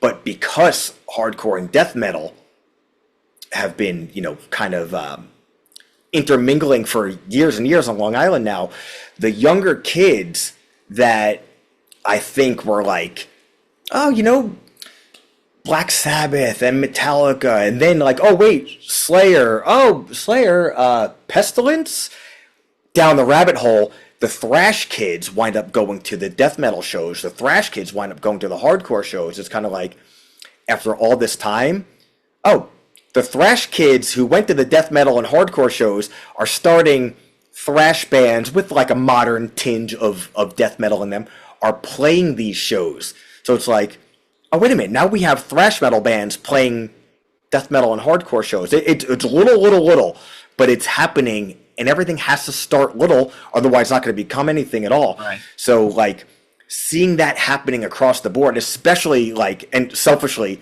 being in Extinction A.D., we play the thrash shows where, oh, Extinction A.D., the New York hardcore band. We play the hardcore shows like, oh, that's just like a thrash metal band. It's like, motherfucker! It's like, we're a thrash band. We're from New York. We're hardcore guys also. Like, we couldn't fucking hide the New York hardcore influence if we tried, and we're not trying. So it's like, hey, I want to play thrash metal shows. I want to play hardcore shows. I want to play death metal shows. I want to play anything that's like fucking fun and has like good energy. So to be like, oh, those walls little are like fucking coming down a little bit again, like, especially in this era, we need a bigger army and not these little pockets.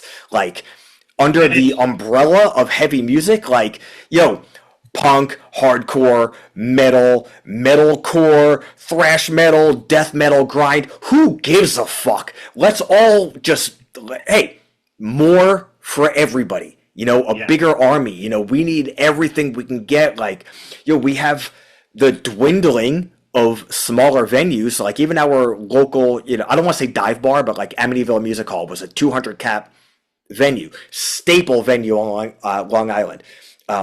200 cap, they do shows with 300 people sometimes, whatever.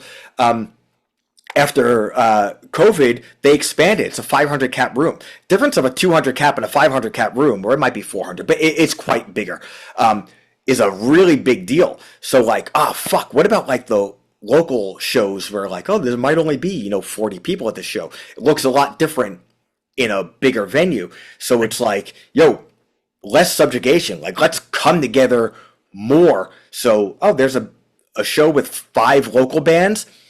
Let's make sure there's 200 fucking 50 people there. So to see that that's like a real possibility right now is so encouraging. And that's not just selfishly as a band that crosses over into other genres. It's, for the greater good of everybody overall. Well, I think more people are also. I think for so long we went to shows and it was like you go to see a thrash show and it was all thrash bands. You go to a Mm-hmm. death metal show and it was all death metal bands. Like, don't get me wrong, same thing. I love it all. I love hardcore. I love death metal. I like thrash. I fucking all of it. But dude, if I go to see a death metal band and it's the same fucking chug chug chug for Yes. 2 fucking hours, I am audibly fucking tired. Yeah. Like my ears are like, oh, my brain is like, okay, dude, I Yeah. can't Yeah. take any more like death metal. Like, what else do you have? And I think more people are more open about liking all these different styles. Yeah, I mean, I think you remember like when 80s and 90s, you were if you were a metal kid, you were a metal kid. You could not like punk. And if you were Yeah. a punk, you couldn't like metal. And like, why the fuck not? It's all good. Yeah. It all has good, it all has bad. Like what you fucking like, who cares? And people are like, I just like what I like. I don't give Yep. a fuck. It's Like, the way it good. should be, Yeah. especially with music. Yo, give me 1 second. I'll be right back. I'm sorry. Hold All on. right.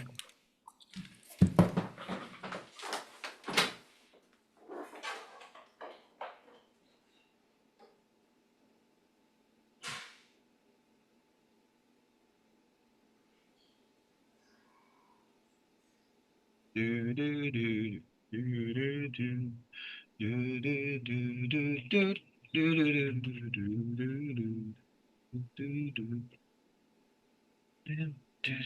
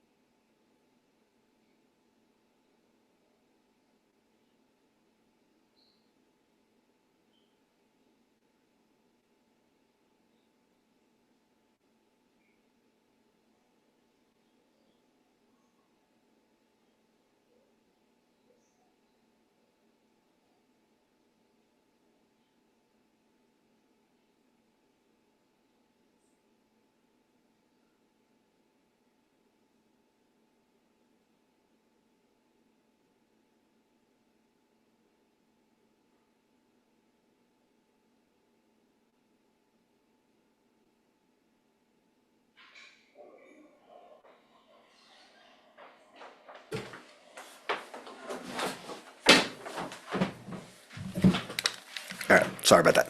No, you're all good, dude. I was finding out about my nephew. He's been in the hospital since Friday, so Oh shit. yeah, he's supposed to come home today. So excited about that. I took him to his first fucking metal show.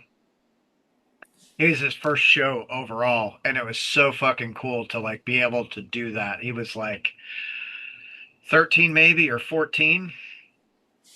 Take him. He was like, okay, this is cool. He sat in the corner where I fucking sit, and he like watched the bands, and then before the end of the night, he's like, I'm kind of tired. All right, cool. I know this was a lot, so we'll fucking head out. But more kids to more fucking shows. Let's Yeah, do it. that's awesome. 13. That rolls. My my daughter's first was she was 9. We did Max and Igor doing Return to Roots. Oh, that's so sick. Yeah, That's awesome.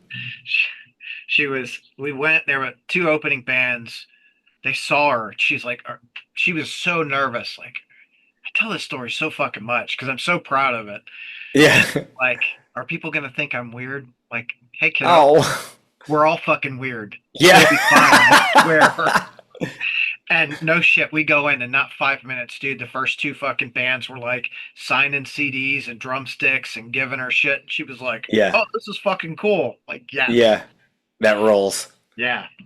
So, uh, I'm gonna turn on my light because this is my fucking my wall. Everything means something, right? This, of course, that's you guys. Oh, look at that. Hell Yeah.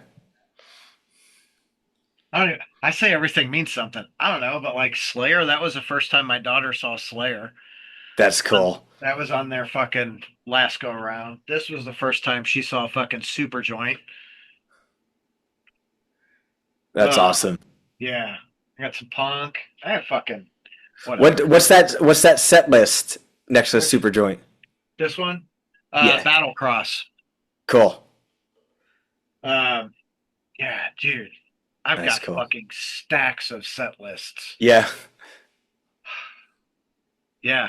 I'm a nut. You guys don't do set lists though, do you? You know, I don't know if we must have at some point, but I can't remember the last time they do it. Somebody always does one for This Is Hell, and whenever they hand me one, I'm like, "What the fuck are you doing?" It's like, "Oh yeah, I forgot. Like, this is this is how most bands work."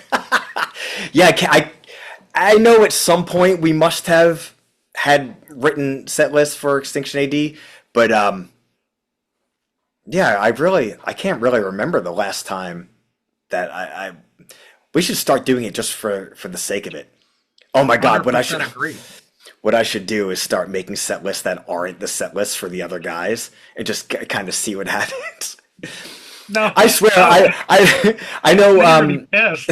I know I know like Scuzz has a list because you know he has like the click going on his iPad, but I'm pretty sure Scuzz doesn't know the names of any of the songs. He but I think it's the real names. I think it's like everybody gets stuck on like the working title of the Yeah. song because it's always the working title of the song for like years and years, and then like once it's usually, especially like recently, the song doesn't even have a title until like we're going over like the first mix of each song.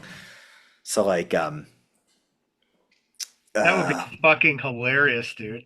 yeah. So I guess like Center Zero went live in that was May. All right. So I guess we're going over the mixes of that in like early April, and it's like, oh hey, here's the new mix, and the people will get the the file, and it'll be named Center Zero. They're like, what fucking song is this? And they open up like, oh, that's the name of this song. It's like, why do you name it that? Oh, well, listen to it. It's like they're hearing the vocals for the first time ever while we're approving mixes. That's fucking hilarious. Yeah, it's interesting because I think this is the first time that I'm realizing um, that I'm not singing these songs and practicing them with the band until after the song's already out. Like I don't think I'd ever practice singing the songs with the band until after they were recorded because the lyrics just didn't exist. Which I don't know why that's felt so normal this go around. Because now that I'm saying it out loud, it's like that's fucking crazy. It sounds weird. It sounds weird as fuck, dude. Yeah. Like, 'cause you think traditionally, how do bands write? They fucking get in their garage or their practice space and they fucking write together. And Yeah, we everything don't do comes that. out. Yeah, we More very bands, very rarely do that. Yeah. more bands are Um, moving away from the fucking playing in a room, and it's over the last like 2, 3 years, I've heard more and more bands say, "Oh no, we write the song and then we don't really play it together until either after we record it or like right before we record it to make sure like pre-pro is fucking in place. You know, that's one of those things where before I knew how to record with a computer. When I was a kid, I was recording with my cassette 4-track constantly. Tascam? A Tascam 4-track, yeah. 4 channels, 4 tracks. The Tascam MP3, and then when you want more tracks, you got to bounce the first 3 down to that 4th track, and now you just opened up 3 more fucking tracks. I wonder, I think I might have had the MK3. I either had that or the MK2, but I think if I had the MK2, I probably would have made the Mortal Kombat 2 joke all the time, and I don't remember making that joke. Not that I couldn't have done that in Mortal Kombat 3, but Mortal Kombat 3 wasn't important to me. But the difference of once I learned how to, you know, got a proper computer and learned how to, you could program drums to just demo stuff out. Before that, I would have been the biggest snob on earth. Like, that's what the fuck? You're not even like getting in the room and jamming with people, whatever. But now I'm so used to it that I guess at this point, going the next step where like, hey, let's approve this mix. Like, you're hearing the vocals for the first time, and I just named the song 10 minutes ago. Seems so natural, but with even probably the whole second half of This Is Hell, for the most part, it's not like everybody doesn't have their input, but as far as like the majority of said song, oh, hey, here it is.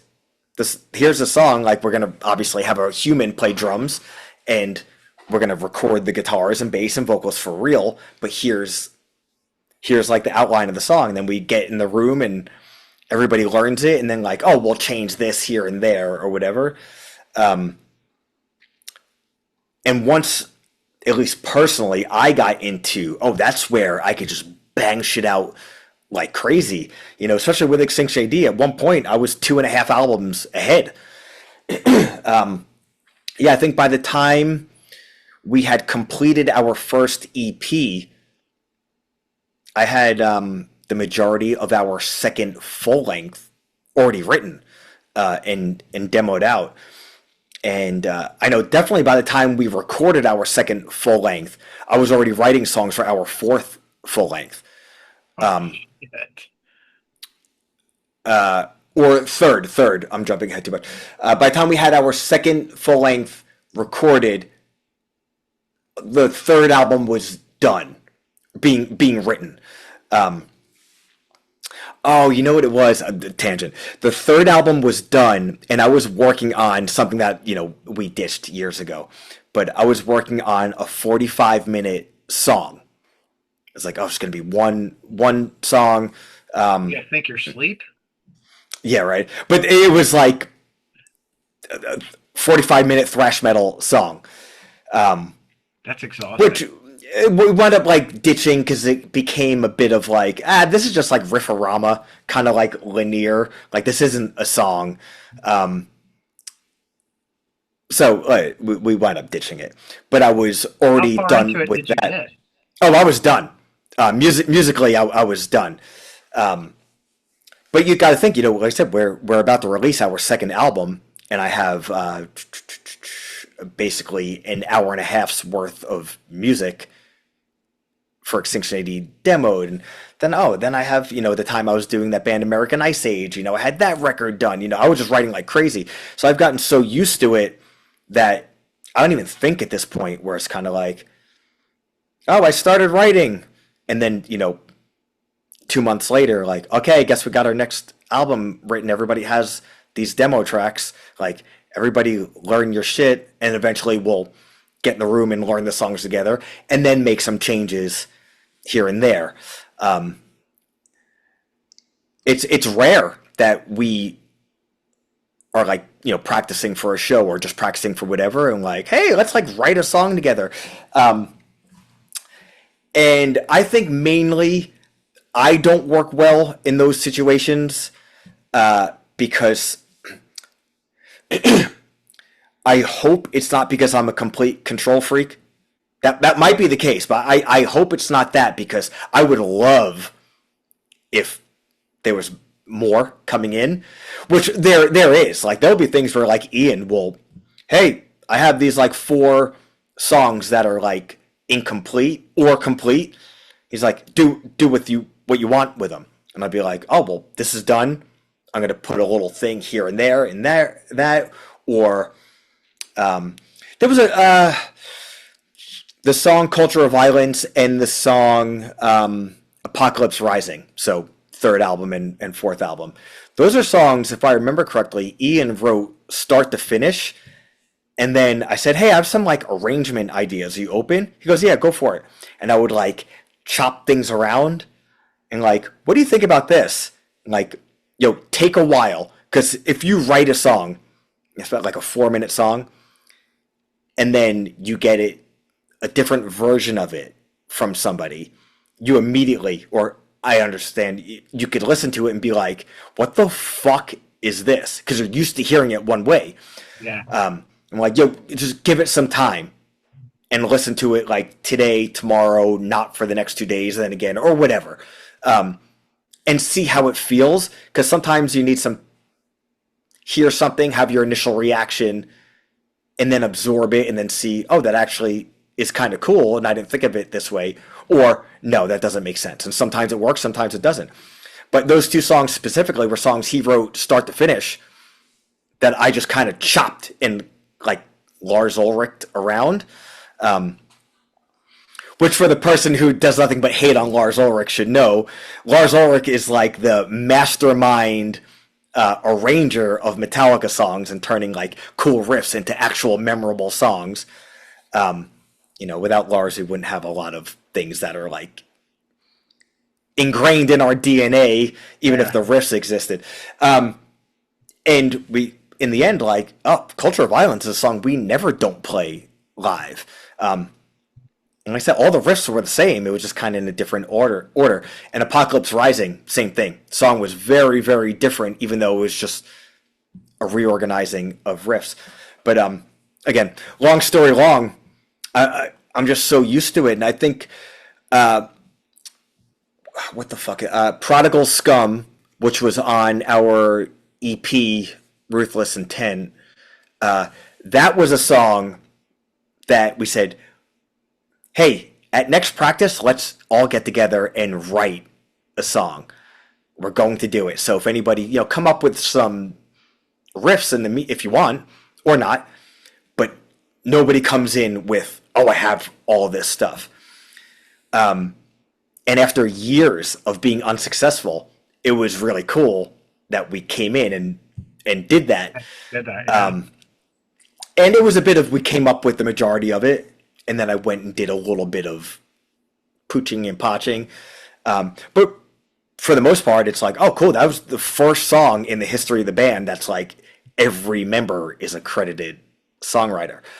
And we gave that a go a little bit with the next single I think that we have coming out. All right, June's single. We did a little bit of that. But not. It will be out. Let me check my calendar. It's June 7th as we record this. I believe June 17th. Okay. Our next single will come out, and there's a decent chunk of that song that we got in the practice space and kind of just like, hey, this person's going, hey, check this out over it. Oh, cool. What if we do something like this? Like, why don't we change this to that? Like, there we go.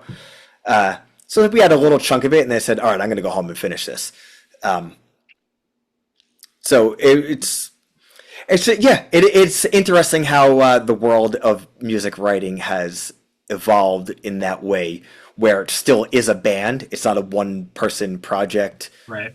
With, hired musicians or anything. Well, and it's, But, I think that's a really cool thing that bands do. Like every band has their own like process, right, for songwriting, and like Lamb of God has their process and their formula, right? And then you look at, obviously you guys have done it a couple of different ways, which is probably pretty cool. It keeps things interesting, right? Like being able to get together and write together, or hey, I have, this stuff. Oh, cool. Let's do blah, blah, blah, which also says a lot about egos too. Like being able to take a full song that someone has and arranging some, riffs in a different way. Um, I think more, it serves the song, right? What Hmm. serves the song best instead of I have this and this is how it has to be. Oh, absolutely. And I think that is a big reason why I don't feel like I function well in a, hey, let's all get together and everybody throw in, because it can become a pissing contest. It could become, well, I wrote this riff 5 seconds ago, but I'm so precious about it because I wrote it, where it's like, yeah, even if it's from my point of view, like, oh, I just came up with this right now, but it's sick, like, dun dun dun dun dun dun dun dun dun dun dun, and someone's like, well, why don't we go dun dun dun dun dun dun dun dun dun dun dun? I'm like, well, no, I didn't write it that way. Like, who fucking cares who wrote something what way? Yeah. And it could become the, oh shit, I'm not coming up with anything, but I want to be a part of it. Oh, I have this. Oh, but that has nothing to do with anything. Like, I'm obsessed with context, to a fault. Where sometimes there'll be a bit of a, I don't want to say argument, but the conversation of, I think this part should be played like this. I'm like, well, why? Oh, I just kind of think it hits harder if it plays like this, or like, why don't we do 2 breakdowns instead of 1? And I don't always think this, but very often with something of that nature, be like, well, if you do 2 breakdowns instead of 1, neither one of them is going to hit as hard as the 1.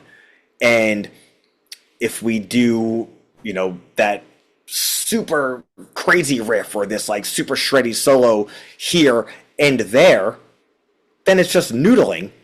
As opposed, if you build up to it, it'll mean something there, and like all these types of things. And like it could even go like, oh, I want to do this vocal thing where I'm just going crazy here, and then I'm gonna do a melody here, then I'm gonna go even more crazy there. It's like, well, if you're going crazy all this time, then you're just somebody who just, you got up there and you're just screaming. What I might think vocally is like a 10. If I'm on 10 the entire time, it might as well be a 5. You're just on 5 all the time. So that type of thing, I'm very into. What's going to have like the most impact?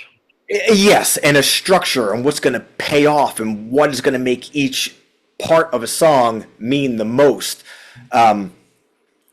It's got to, it's just kind of, in my opinion, it's like storytelling. If you're going to see an action movie and every single scene in the movie is tumbling over the hood of a car and shooting, then it where's the fucking story? And like, oh, well, who cares about story? I went to see an action movie. There's some people who think like that. There's some people that view wrestling like that. Like, I don't care about a story. I just want to see flips and stuff the whole time. And that shit is cool. But if there's no context to it, it means nothing. That's kind of how I feel with everything. There's no context to anything as far as like entertainment or storytelling or expression. You got to have peaks and valleys, and you got to be taking on a story. And I don't want to say less is more, because like we're playing thrash metal, so we're always more. Sometimes it is, right? But yes, I think to your point, if you're always fucking screaming, it's gonna have a very different impact than if you have, you're here and then you're fucking here. Exactly. So yeah, I follow. I'm picking up what you laying down. So, fuck, I'm gonna I'm gonna reach out to someone and see if I can't get something lined up for OVW and you guys. I'm gonna bust my ass. Like, let's make this happen. Yeah, would be Uh, awesome. That'd be fucking great. I can't get over that. Um,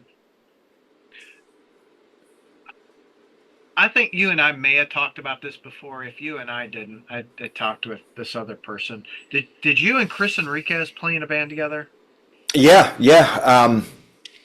So I've known Chris. Geez, it's A long 2026. fucking So time, dude. yeah, so I guess I've known Chris for all intents and purposes, 26 or so years. I was playing in a band called Subterfuge for a while. He was playing in a band called On the Might of Princes. I don't want to say polar opposite sound bands, but pretty different. But Long Island in 2000s didn't matter. We became buddies, and we wound up playing in, I guess, like a side project band with a few of other buddies. Dan Turr, one of my best friends, Jeff Harris, who played in bands. We went to high school and middle school together. Chris Mazzella, who was playing in Subterfuge. We started a band that, at the time, it's an emo band, but we even knew then, there's a lot of little tinges of just 80s rock. There was always just this inside joke that even though you're kind of this emo band, you're almost like an 80s metal band, which that's a stretch. But we made a t-shirt which was in the AC/DC font, which is so played now, but in 2001, 2002 was fucking hilarious. And every band on Long Island at the time, it was always band name, Long Island Hardcore, or Long Island Punk Rock, or Long Island Death Metal, all these things. So we made and we had the most emo band name ever. The name of the band was Her Last Words. And it was the AC/DC font in white and blue, so it looked all silvery and metallic, and a two-color shirt for a local band at that time was oh my god. And underneath it said Long Island 80s Metal, which we thought was so fucking funny. It's so goddamn stupid. We thought it was so funny. And also everybody was always playing Les Pauls and SGs, and I'm an SG guy, but back then I was playing a Jackson with a locking system, and then I got an Ibanez Joe Satriani guitar with a locking system. So I'm doing dive bomb. We're playing these songs that kind of sound like Lifetime, with a tinge of Def Leppard and the occasional little Poison thing, and a hair of maybe Poison the Well a little bit. But I'm throwing just harmonic dive bombs in there just for no fucking reason, and a little twiddly ridiculous.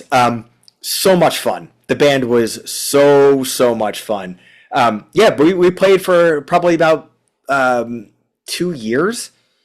Just did a demo, and that's it.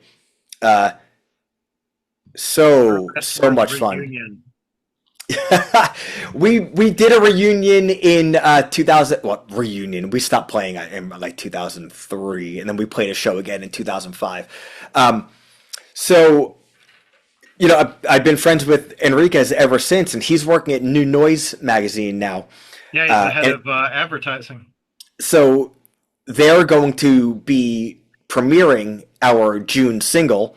Oh, fuck yeah. And it's funny, we're chatting about that the other day, and when we were towards the tail end of doing Her Last Words, that first Harley's War record came out, and I love Harley Flanagan. Best Wishes is the best Cro-Mags record by far, in my opinion. And part of loving Harley Flanagan is his vocal delivery, which I don't know if any Extinction A.D. fans would ever catch on to the fact that I definitely do some Harley things here and there, and it's because I love it and I think it's sick. And there's also there's no humor to it, but it gets me in a way where that kind of palpitation to his voice, like always like makes me like laugh, but not in like a haha way, but like it gets me psyched. So we started chatting about that record the other day. The first Harley's War record. Is that your dog? That is one of my dogs. Yeah, my wife just got home, so Paco is going crazy.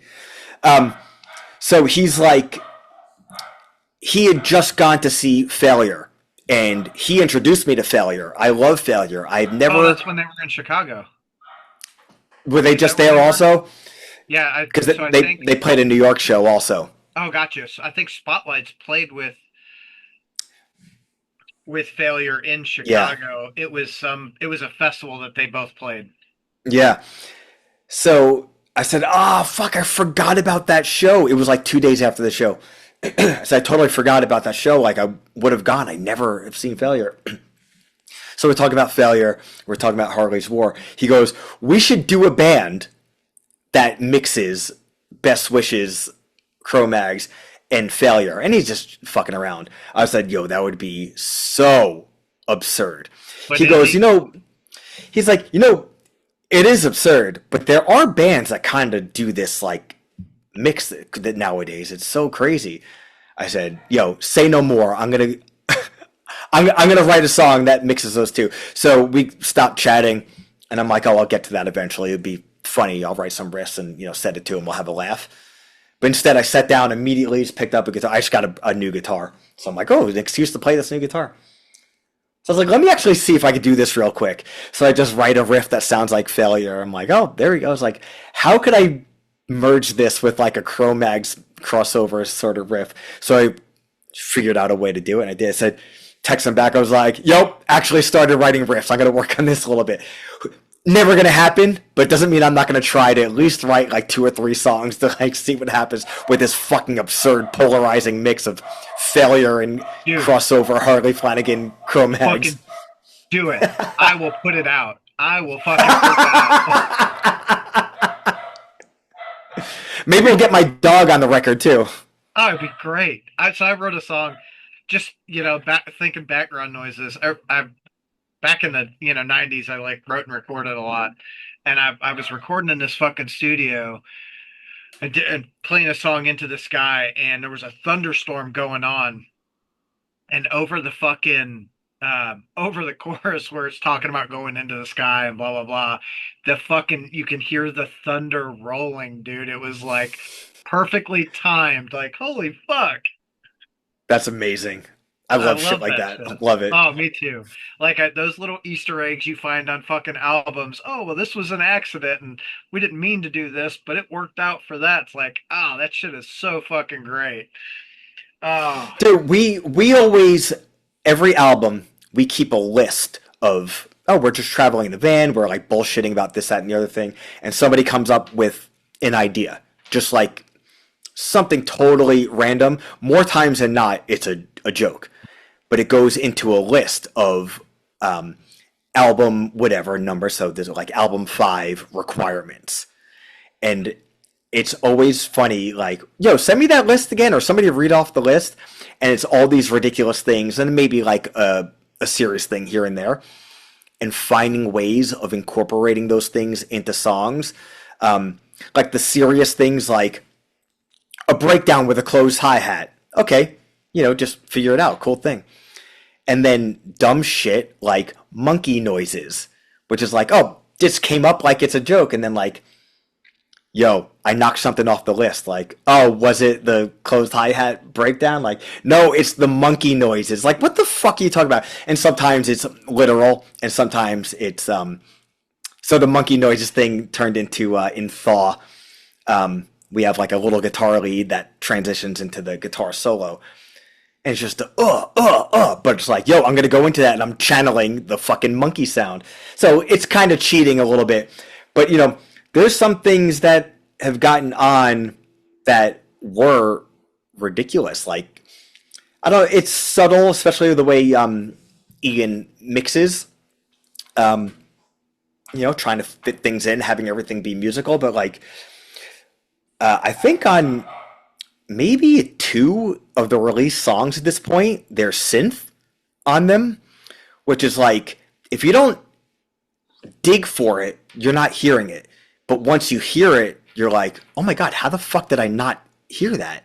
Yeah, Um, I have like I'm thinking like I don't remember hearing a synth, but now I'm gonna go back and just listen for fucking synths through all of them. Like what the fuck? it it's cool when it's stuff when somebody puts it in and it's something that was on the list and they don't tell anybody that they did it and then it comes up. Um, so we have some stuff that we're still working on. It's funny you bring up the thunder thing. I think I think there's fire in Center of Zero, which is like a ridiculous thing. Let's put fire on the record. But I think that made it into Center of Zero. We always have different types of like impact sounds. Like, let's put a car crash here instead of like a sub drop. And sometimes it's noticeable, sometimes it's not. And then some other things that are never gonna happen. Like I think since album 3, Sammy Hagar guest spot has been on our list. Like I don't think we're ever gonna get Sammy Hagar to be on. Hold on. Let me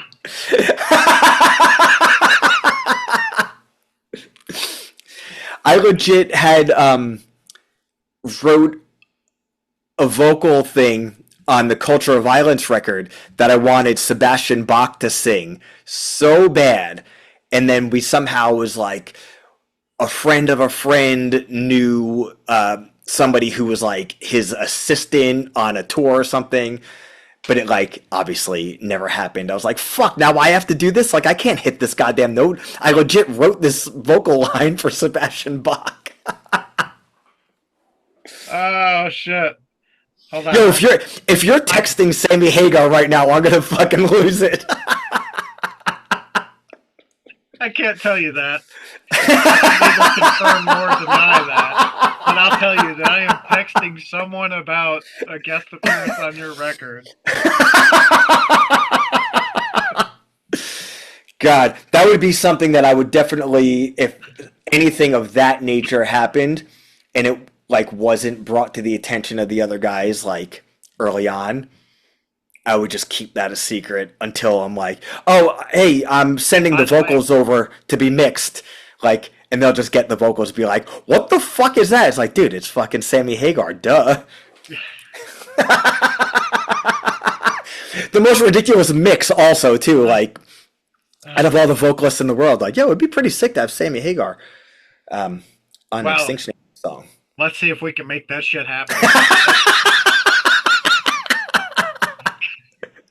God. Oh, I love doing I love shit like that. Like, oh, you want to do that? Maybe.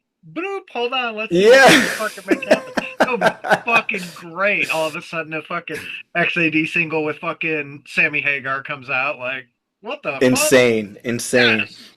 Okay, Rick, I gotta rock, dude. I got a bunch of shit I need to take care of. I always have a blast chatting with you, though. Yeah, man. Me too. I'm glad we got to catch up. Hopefully I got to see you in real life again before the end of the year. Yes, I agree. I'll definitely keep you up to speed on what I find out on my end so we can make that happen. All right? Great, man. Awesome. Thank you, man. Have a great day, dude. You too, man. Talk to you soon. See ya.